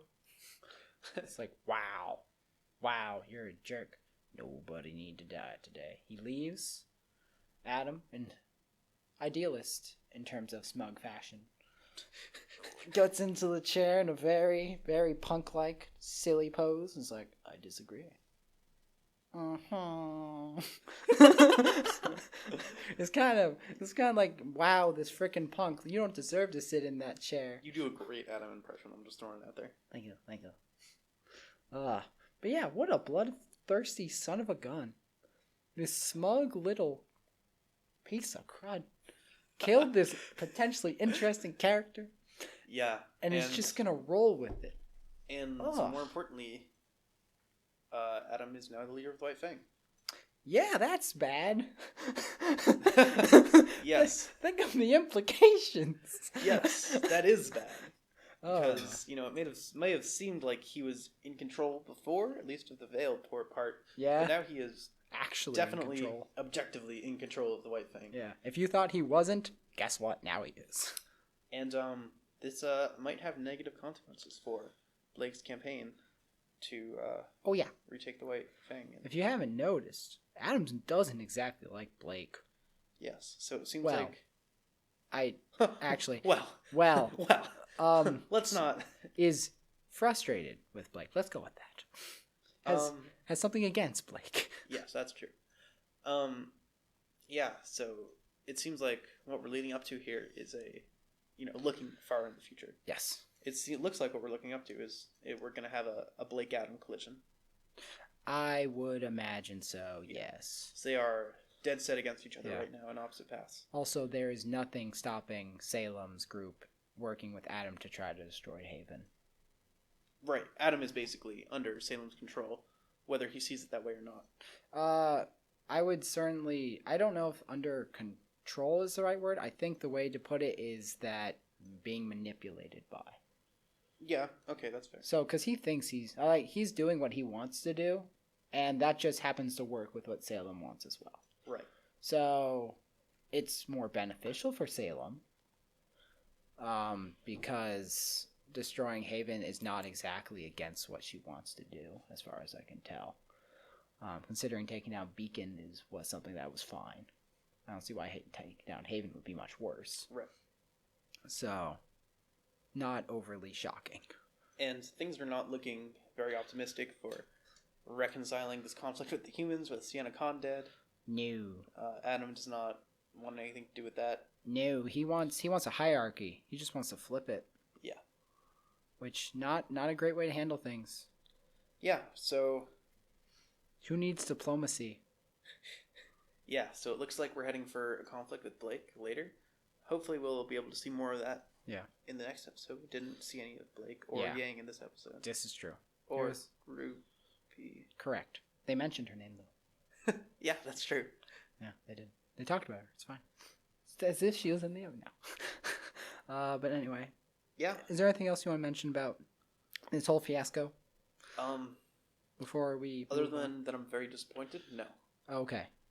Good. I agree. No. The only person I'm not disappointed with is Hazel. Yes, Hazel. Anyway. Crash site. Yes, the last scene. Weiss. Not looking great. Pilot. Nowhere to be seen. Bandits. Found Weiss. Which bandits? You find out in a second. Via a face, followed by a foot. Yes. You can't tell if it's surprising or unsurprising. But that's fair. It seems like all of fate is converging on Raven's camp. Holy crud, yes. So Weiss crash lands. Yeah. And she goes, "Help, please." And it's like, what do you think? I think we hit the jackpot. Boom! Yep. These bandits find her specifically Raven's bandits. Yeah. And Raven is there. Yep. Surprisingly, she's there. Oh, I assume she seems like a kind of leader to lead from the front. That's fair. Anyway, Raven pretty clearly recognizes Weiss. Yeah. Because, she will recognize her as the Schnee heir, presumably, which is why she says, jackpot. Hit the jackpot. That sweet ransom money. Yeah. And, then she knocks her out. Yeah, Weiss does not look happy when she looks up. She kind of gets all sad and like, oh no. Yeah, interestingly, Raven must know that Weiss is Yang's friend, right? I would assume so. She has to. Which is why I'm like, dang, that's one way to treat your daughter's friend. And then the fact that she just doesn't care. Yeah, she boots her right in the face. God. Dang. Brutal. I mean, Raven comes off as a jerk sometimes, but she is... Yeah. She's kind of a badass. It's great. I mean, as a chief bandit, yeah, that was great. That was very well done for a chief bandit. Like, that's accurate. She was rocking it. Yeah. I guess she didn't really care that it was her daughter's friends. Like, whatever. So does Weiss... I just won't kill her. Weiss doesn't recognize Raven, right? I don't think so. Because Weiss hasn't seen Raven. To my knowledge, no. Unless the only chance she would have had... I don't think it was then. No, I'm not thinking of then. Okay. I'm thinking of the picture. I'd believe that. So that would be the only time when she'd have a chance to recognize the face. Yeah. But I don't know... That hair curl, though. Yang and Raven both have this hair curl. And the red eyes things. That's how I recognize people. I don't know. It's pretty close. They do look vaguely similar. They do. You can definitely tell that they are related. Yes. But no, I don't think that Weiss recognizes her. I don't either. But I assume we'll find out in the next episode. Or I hope whenever they show Weiss next. Yeah. Or Yang, maybe. Because Yang is looking for her mother. Yeah, so just to reiterate, Weiss has been captured by Raven. Yes. Raven has the Spring Maiden, we think. Yes. Yang is going to Raven. Yes. Leo has told Salem to send people to Raven. Yes. And Salem is sending Cinder and Co. to Raven. And Crow may or may not be going to Raven sometime soon. Yes. Everyone is going to Ravens. Potentially. It's a party. I wouldn't describe it as that, but sure. Everyone's going to be there. Possibly, yes. It's interesting because we don't know what order they're going to show up in. And the order crazy. The order the things happened in is going to matter a lot. Very important. Indeed. Whoever shows up first, that's going to set the tone. Right. We don't know who's showing up first. So we don't know if that guy on Yang's bike is because now we know, okay, Raven bandits, that's what they look like. But did that guy actually match? Maybe. So you don't know. If he's actually a Raven bandit, then that's there's some good proximity there. Right, yeah, Yang's the closest, probably. But if it's not, and it's a whole loop around like we suggested last time, we're like, oh, hey, maybe he's just an info broker. Right, yeah. Then it might take her longer, and if she shows up when Cinder's there, dang. Yeah, if Cinder shows up at any point, like before everyone else, and like before Weiss can leave, or that'd something be bad. like that. I mean, that's just awful in every scenario. Yeah. So, hopefully it is the case that somehow they get out of there, or that Crow and Ruby and Co. show up at the same time as Cinder. Oh, jeez, that sounds scarier. Yeah, but... Because then Raven would have to pick a side. Rip. Yep. Yeah, and I have no idea how that would go, because Raven is a wild card. Yeah. Yeah, all I can say about this is it seems like our next destination is this bandit camp. And not to mention, we still haven't met the Spring Maiden. We have not. Who is, there. Yeah. So, yeah. So, all I can really say, because, yes, as you say, order is very crucial here. Yes. It matters very much who shows up when. The presumed order... I mean, I guess, arguably, Yang is the closest. Yes. But that is only if that guy is a Raven bandit or knows like exactly where they are. Right. Otherwise, she's probably not the closest. And then who knows what's going to happen. But all I can say for sure is that this bandit camp is going to be a main scene of contention. Yes, and it's going to be great. I'm excited because I really do want to see... I want to see Raven. Yeah. I want to see Raven fight. Yeah. Be cool if we got to see Cinder fight again because she has her maiden powers. Yeah. And we didn't really... Well, we did. But, always more of that is good. Yeah. I really want to see Raven fight because that... Yeah. We haven't really seen that. We got teased. Yeah. But She showed up and the enemy was like, hell no. Exactly. And it seems pretty inevitable. If everyone's colliding at Raven's camp, yeah, she'll have to choose a side, presumably. Yeah. And then she'll hopefully fight someone. Yeah. I mean, let's just assume... It doesn't matter who. Let's just assume that Cinder shows up with Crow's team. That is crazy. That would be a sick fight. Oh my god. Okay. Oh, and then we got to see Watts fight too, because he's assuming Salem said, "Hey, you go along as well." Didn't the tail? No, he can do that on the road. Probably he can probably do that and then go. It's fine. Okay. I'm not sure. Okay, maybe he'll be there. I'm not sure. Okay. It seemed like she said, Watts, Cinder, and her group. You go to the camp. Okay, yeah. Yeah. Maybe. Yeah. That'd be cool too. That would be.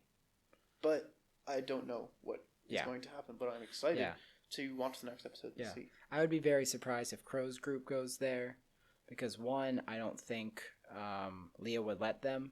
Oh, and if they did, they'd get ambushed. Like Leah would definitely be able to inform them. Oh, if Crow kept Leo in the loop, you'd assume he would. Yeah. Then you're right. So I think Crow's group's actions based on what Oz says. Yang, it depends on where that bandit's taking her. Yep. And then for Cinder's group, it's when they get there. How long does it take them to get there? Are they going by car? I have no idea. How flight, they get there? Teleportation? We don't know.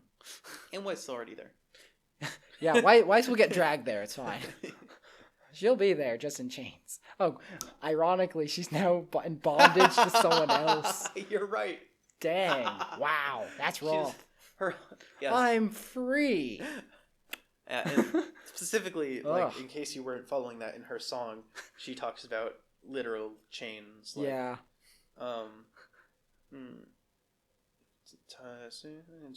What? I'm just singing the song. Okay. Yeah, anyway, she talks about chains. Yeah. So yeah, it is really ironic that she's escaped. Yeah. Escaped a metaphorical prison. Yeah. Just to go into a presumably literal prison. Yeah. Yeah, that's rough. Oh man, Weiss just can't catch a break. I guess not. Jesus. But yeah. You have anything else you want to say? No, I don't think so. Okay. In that case, I know there was a lot that happened. Thank you guys for listening to this point. A lot happened this episode, or chapter, whatever you want to call it. So if there's something you think that we missed, or you want to talk about one of our theories or something, please post in the comment section, or send us an email at RWBYRamblings@gmail.com. Right, to summarize, beginning with the fact that Leo is under Salem's thumb, and also there is potentially a knife at his throat. While I think he might be able to redeem himself, it is also possible he will fall into darkness. Mm-hmm. Beyond that, the interesting fact that Salem has comms and the humans don't will be very crucial probably later down the line. Yes. Besides that, we have Weiss. Yes. Yep. Salem sets all of her chess pieces into motion. Yes. People are converging. Yes. And then we have Weiss. Also, interior decoration is quality by Salem. Continuing on, Weiss, she performs epic feats of greatness using her dust and also her soldier in a way that makes her seem incredible. We see her full summoning for the first time. Yeah. Wow, is that thing gorgeous. Just all those. Ugh, too good. Too good. And of course we see the new Grand Lancers and the Queen Lancer. Indeed. And then also mentioned earlier the Seers. We get to see a little bit more about them. Yes. Then We have Sienna Khan. We meet her, and then she is gone. It's More very like unfortunate. Sienna gone. Ha ha. Anyway, but Hazel doesn't want to kill anyone. Adam wants to kill people and succeeds. And is now head of the White Fang. What does that mean for the future? Probably grim things. Moving on to the last bit of information.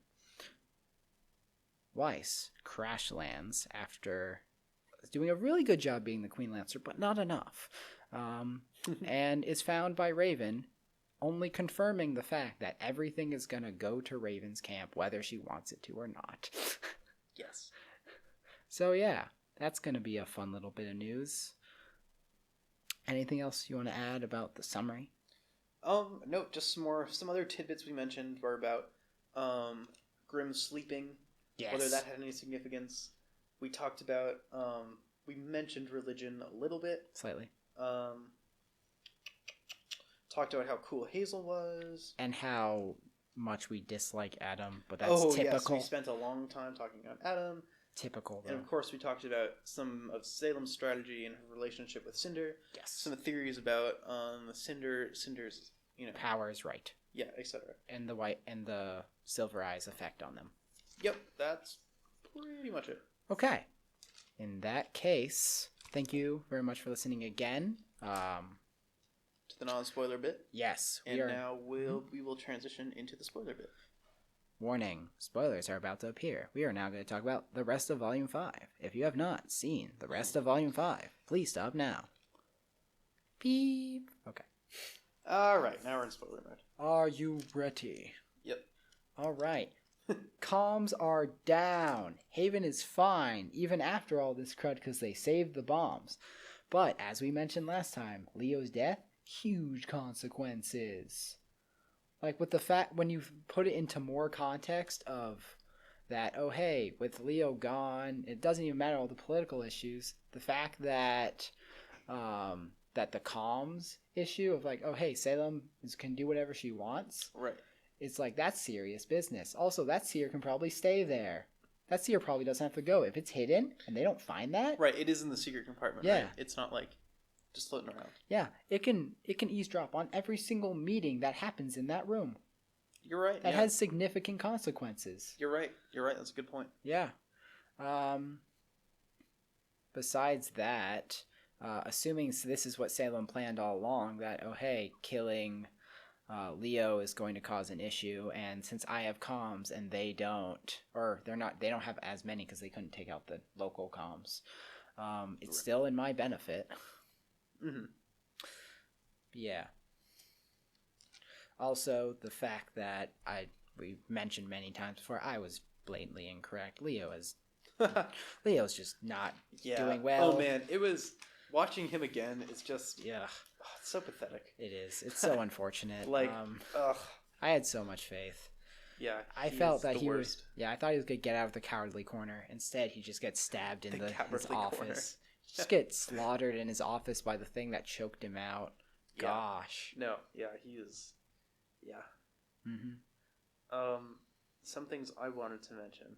Okay, go ahead. What you were probably fixating on, or what I was certainly trying to get a look at in this episode. Yes. Was every shot of Cinder. Yeah, the arm. The arm. Yeah.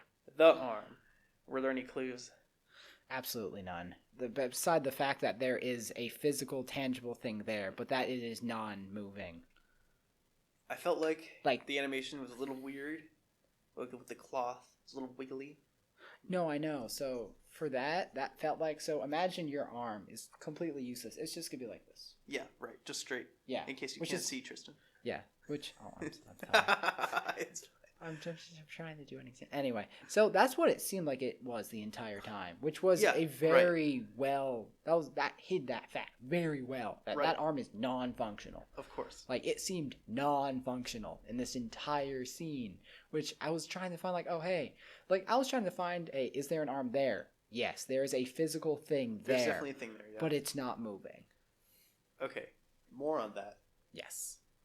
Let's examine this conversation that Salem has with Cinder. Oh, yes. In this other light. Uh-huh. You will have the power I promised you when the time is right, but remember it comes with a cost. Yep. So, I still feel that the cost is the fact that Ruby Silver Eyes are super effective against Grimm, at least. Clearly, because there's a Grimm inside of her. But I still also think that there is... At least attached to her. Yeah. I mean, we've been through this. Yes, I just wanted to bring it up. I'm just going to bring it up here because if you haven't listened to future episodes, which is fair. What are you doing? Yeah, if you haven't listened to the future episodes for the spoiler section, or actually, no, there wasn't even a spoiler section then, we talked about how potentially these fall powers are actually contained within the Grimm that is inside of Cinder. Tristan thinks that, and I don't. That's the short version. That's the short version. Yeah, so anyway... Mm-hmm. The way that I reinterpreted this on my second, for me, it makes me wonder. So, Salem says, "You will have the power I promised you when the time is right." Yeah. To me, what that calls into question is the power she talking about like the Grim Arm? Like, does she have the Grim Arm yet? Yes, I believe she does. Well, it's not clear. So she leaves immediately after. And assumingly stays in the area. Right? What are you talking about? I'm talking about Cinder. Cinder, after she leaves Salem's stronghold. She goes to the Raven camp and assumingly sticks around. Yeah, no, she definitely sticks around because Renal says they're staying at this inn over there. So there's absolutely no way in that time, unless Watts specifically brought that arm with him and implanted it into her. Right, that's the only other option. Which also, on the thought of Volume 4, it's like, if you need to fight it, it makes a lot of sense if the fighting it is this Grimm implanted arm. Right, yeah. Yeah, no, when I was talking about that in our normal episode, that is definitely a possibly more reasonable theory for that conversation, is that she was trying to control her new Grimm elements. Yes. It just seems like weird phrasing from Salem with "you will have the power," like it's a power she doesn't have yet. So I think that means the rest of the maiden powers. Yes. Yeah. Okay. I believe that is exactly what that means. Right. But and then the second half of that, but remember it comes with a cost. I believe that is because of the Grimm infusion aspect and because of the super effectiveness of Silver Eyes. Do you have anything else? Okay. Well, yeah, no, I was thinking of it in context of the Grim Arm, right? Okay. We're thinking of similar things, I assume. Yeah. Oh, because since she had to get used to it, like that's... Well, she had to get used to it, and also, importantly, as we saw in the Raven fight, is that she can't protect her Grim Arm with Aura. With Aura. And that is a cost of it, is that she's more vulnerable. Yes. Which goes along with what she says in the next line. If Ruby Rose has learned to harness her gift, you must learn to protect yours. Which to me sounds like she's talking about the Grim Arm. Because we know that the Silver Eyes have deleterious effects on Grimm. Yes. We know that for certain. We don't know if it affects anything else. I'm assuming, It does still leave room for your theory about her like having a Grimm inside of her. Yes. Etc. So it's I don't think it's possible to rule one out here. Because there's room for both of them. Yeah. But it is for certain that the Silver Eyes can affect the Grimm, which is certainly something that Cinder has to be concerned with. It's just whether the powers... So with that phrasing, it makes me really think that the only way she can have the powers is through the Grimm. I'm kind of starting to buy into your theory a little bit. Okay. As much as I hate to admit it. That's fine. Because, I don't know, it's just something about the tattoo, which is something that I hadn't really thought of until this episode. Yeah. Like... It really makes me wonder about how it's why it's there. What is it? Yeah. I mean, I don't know. Yeah. And it correlates with her. I mean, it happened when she absorbed the powers. Yeah. And there's the whole mystery of the Bug Grimm. Yeah. And it's possible. What you're saying is possible. Yeah. I don't know if I like it. I don't blame you for not liking it. But it's possible, and I can't deny that. Okay. One thing, I guess, that we can try to work this theory is that if we saw another maiden and they had a similar-esque tattoo, right, that would then show that it's a maiden thing and not like a Grimm maiden thing. Okay. Also, I mean, we have talked about this a lot, how I feel that the Ozpin powers and the Grimm powers are fairly similar, but... Raven is maiden. Yeah. Spoilers. That's what this section is. No, I know. Oh. I was just the tattoo thing. Okay. I like how Salem's promises don't go too well. I promise the White Fang will destroy Haven. How'd that go? I promise that you will get your powers. You're potentially dead. I don't think you're dead. Ben thinks you're dead. Yes. A fair amount of people also think you're dead. Cinder, I don't know if you're getting your promise. Well, some people don't think you're getting your promise. I think not necessarily that you'll be fine, but that you have a chance to get what you have been promised. But as at the moment, these promises ain't looking too hot. If you get promised something by Salem, take it with multiple grains of salt. Yeah. Next. Can I just what I was gonna say about the tattoos on Raven? Yeah. It was just that we haven't seen her back, so it's kind of hard to tell. Yeah. You don't even know where it spawns though. Well, I assume it was on the same place as Raven, because Raven has other tattoos, right? She has the Bronwyn. Yes. Thing. Yeah. Right. I imagine so. Like on her arm. Yeah. I mean, I know Vernal does. I'm pretty sure Vernal has it as well. Yeah, Vernal had a bunch of tattoos. Which, if the tattoo theory is sound, in which you need tattoos and maidens, that was a very smart way to cover it up. That's true. Make you think who else has a tattoo? Yeah. No, I don't. I don't know. I'm trying to think of anyone. Do you else. think Winter's the person that get a tattoo? I don't. How'd you know who I was thinking of? I don't know. I don't know. We have talked about how Winter might be the Winter Maid. Damn. Female characters need to wear outfits that expose their upper backs. Oh my gosh. So I can see if they have suspicious tattoos. Oh gosh. Wow. That's the only reason. Only reason, yeah. Anything else you want to talk about tattoos? No, that's all. Oh, okay.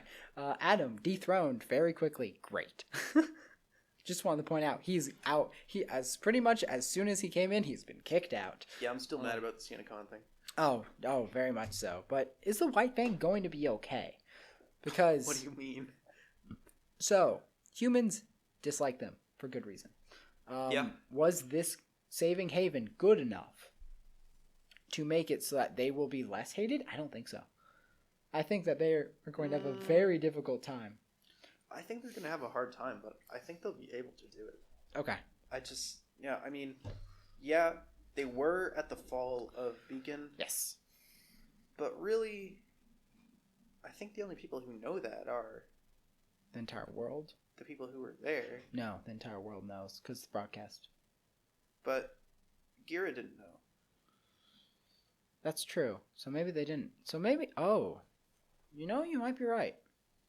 So, I'm not sure. There is evidence that White Fang was there. It's just... No, okay. I would believe that it wasn't the broadcast, but it was widespread otherwise, and that Corsic and Finnick made sure it did not get to Garen. I'm sorry. Gira. Thank you. Gira. Yes.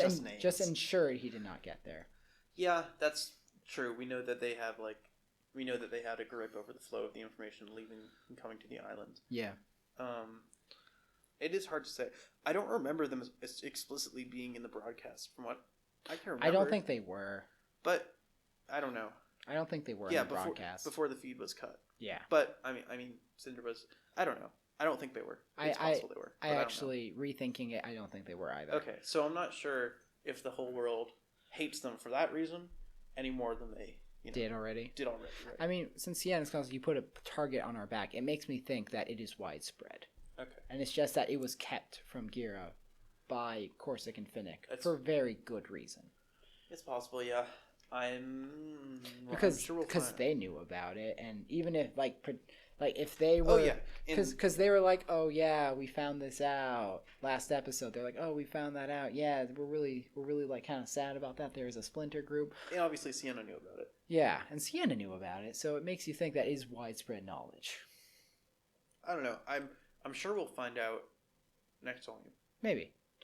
Do you have something you want to point out? Because I got a few more things. Oh, keep going. I have more things. You can keep going. Okay. Weiss. So it takes time for her to prep stuff. We know this. This episode made that very clear. It takes her time to prep stuff, and that was her downfall against Vernal.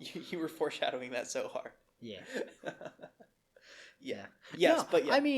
Even had I watched this for the first time, I still been like, it's taking you a while.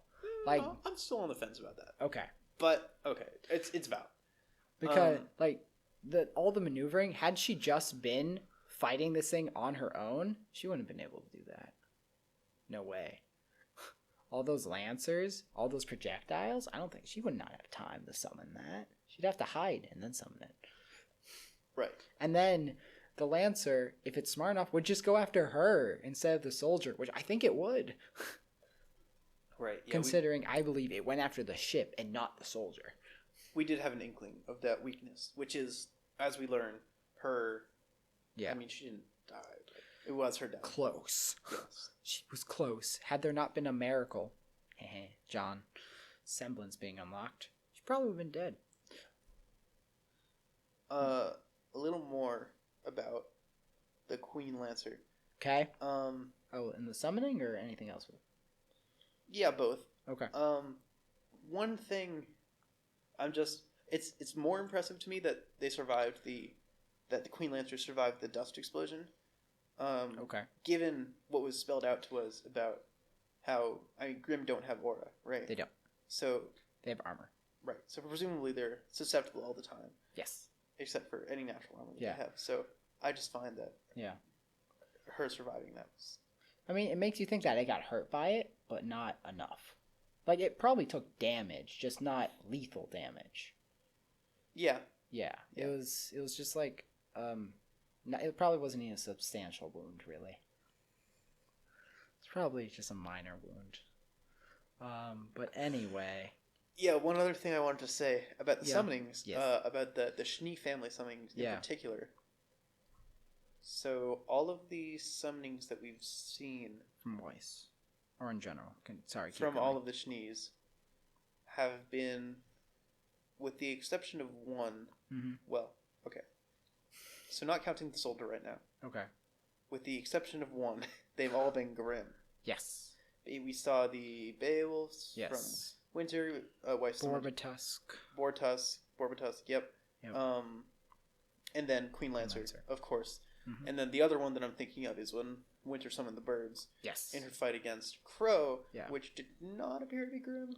No, to my knowledge. I mean, but it's if they're these seers and all these other things, I would believe Tiny Little Bird Grimm. It's possible, but it's unclear. Yes. Which ties into what I was asking before about what is her soldier. I don't think it's a Grimm. It could be some sort of animated armor. Like with Atlas technology, it could have just been like a robot or something. But in the white trailer, it disintegrates after she defeats it. Right. Yeah, which is very Grimm-like. Yes. But I mean, it didn't act like a Grimm. I lean towards it being a Grimm just because it seems like all the other things that have been summoned are mostly Grimm. I mean, it seems like the requirements are it's a struggle that you have defeated. Right, yeah, it seems like it's a trial or you overcome a fierce enemy. Yeah. So, like, it's not an explicit requirement that we know of, but based on everything else we've seen, that's what it looks like. For all you know, it's like a very ancient, way back. Like, this is one of the first things that Weiss, or the Schnee family summoned, and, like, everyone has to fight this trial before they can use this ability. For all you know, Winter can do it too, she just chooses not to use the soldier. It's possible. I don't know if I believe that, but... I don't know if I believe it either, it's just... Right, it's possible. I still think it's possible that it's something like a Geist inhabiting a suit of armor. Because it disintegrated the same way that that not only Grimm, but also the summonings disintegrate.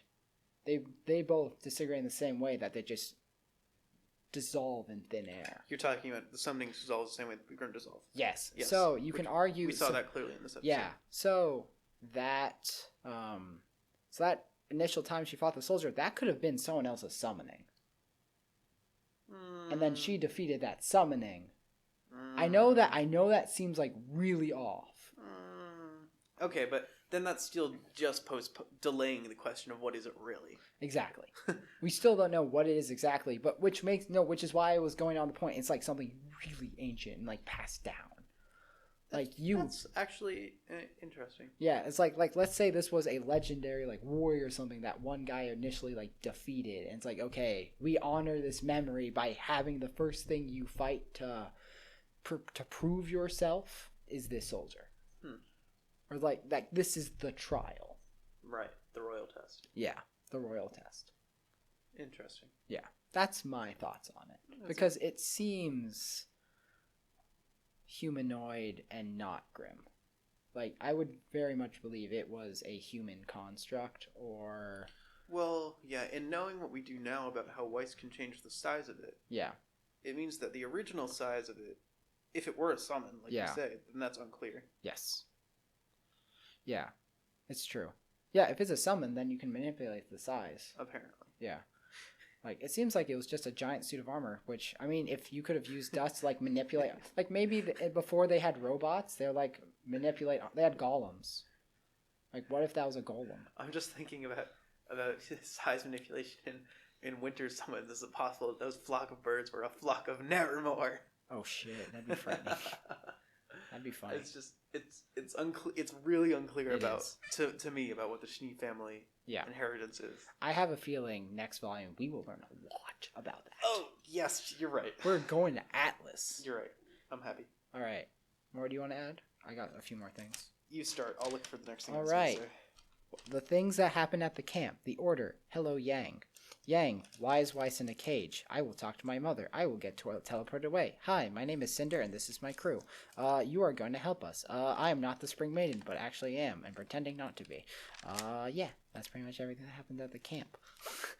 Yeah.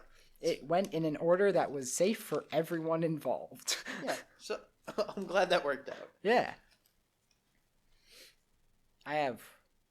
Let's see. I have a few more things, but do you have anything? Yes, I have one more thing, which you'll probably bring up. Okay. But with Hazel. Yes, I do have a Hazel thing.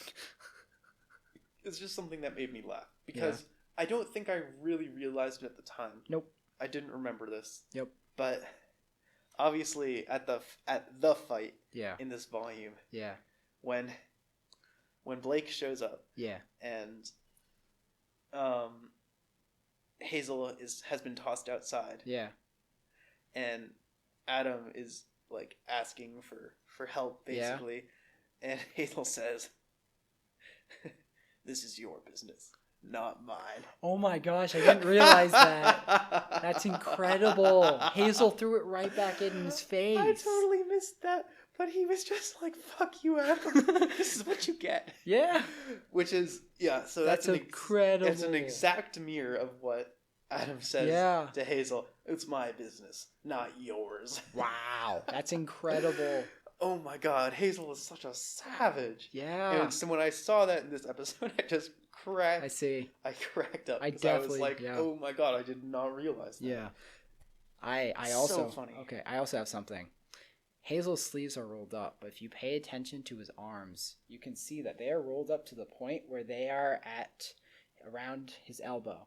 There are scars there. I had heard something about the scars from something else. Yes. I can't say that I noticed them when I watched it. I did not notice them my first time watching, which is why I did not mention it in the pre-spoiler section, but I noticed them this time, and they are the only indication, as far as I can tell, that he shoves dust in his arms, is that they are scarred. The area he shoves them are scarred, as all believe. There are a whole bunch of nice big scars there, and and if you look at that, like, where the hell the frick would you get those? You learn how. He shoves dust in his arms. To be fair, me not noticing them is a pretty low bar because I didn't realize Weiss had a scar for like 3 volumes. So here we are. Yeah. But yeah, no, you're right. That was a very subtle indicator of what his powers were, and I did not notice it at all. Yeah, that if anyone pulled that out of their hat from seeing those scars, my hat is off to you. It's impressive. That would be impressive. That would be very impressive. But yeah, I am just looking forward to... I mean, so off this, you can see that Weiss has improved. And at the end, you realize that although she has improved, she's not where she needs to be. Right, yeah. But going to Atlas now, after running away from her family, the song that occurred in this, that her life will be hers, Yeah. Oh yeah. She's gonna go up to Atlas, up to her dad, and prove that all over the place. It's going to be fantastic. We're really looking forward to it. Yes. Yeah. I mean, I think we've said that plenty in probably the Weiss and the Blake trailers earlier. But yeah. One more. Yeah. Yeah. No, go on. I'm more than just a name. Exactly. She's really trying. She's really trying. Poor girl. Yeah. She can't catch a break. As you said earlier, she just can't catch a break. Oh. But yeah, that is all I have for this, not for this spoiler section. Do you have anything else to add? That's really all I wanted to say. I really just wanted to laugh at that Hazel line. Yeah. Because, man. Yeah, no, that was great. They just tie it together so well. Yeah, no, they're good Hazel Adam combination stuff here. Oh yeah. Also, sucks that pilot died. Yeah. Presumably. I mean. Oh, no. If they pulled him out the wreck, I doubt it. Let me pull a Tristan here. Well, we never saw his body, so technically. Yeah, we didn't see his corpse. We also never see him again. I'm sorry. So. Don't take that as me mocking you too harshly. No, I don't. Okay. If someone wanted to argue he was still alive on the context that we never actually saw him die, I would not argue against that person. I mean, yeah, he's probably dead though. Yeah. Which is a shame because I liked him. Yeah, he was funny. Yeah. Actually, yes. But yeah, well, thank you very much for listening to the spoiler section of Chapter 2 of Volume 5, Episode 12 of our little podcast. Simple summary is, hey, once again, comms, only one side has them globally. And that might not be good. Leo's death, probably gonna make politics in Haven and Mistral go to shit. Silver Eyes, pretty cool, I guess. They're doing a thing maybe with Grimm inside of Cinder and other stuff. We've talked about this a lot. White Fang, are they gonna be okay? Well, they don't have Adam's leader anymore. That's a pretty good plus. But they might have issues with other things. Hazel, still great. Insults Adam to his face in a wonderful manner. There is potential that you can see, oh, hey, look, he's going to shove something into his arms because scars. One thing, actually, we didn't mention this, but Hazel, being the nice, don't want to kill anyone, he only wants to kill one person. Oh, yeah. He only has one person he wants to kill. No hint of that at all. Yep. It's just us. And it's actually, because I didn't really get at it in this, when I was explaining in this volume, for this chapter. Yes. But, all of the other villains, I didn't mention it. They all have some sort of clear motivation. Yeah. I won't say them all again. No. But Hazel's motivation at this point is still a little unclear as to why he's working for, Salem, because he seems so rational. But then, of course, we see it's the Oz thing. Yeah. Which is, in his mind, justified, but in our minds is... We still need a little... Well, we need the story to be clarified a little bit. And then lastly, Weiss... In terms of combat, improved. In terms of... But there's still some work. She still needs a little bit more. Yeah, and we're going to see that in the later episodes. I imagine we are going to see that next volume. But yeah. I'm Tristan. And I'm Ben. And we will see you next time in next episode.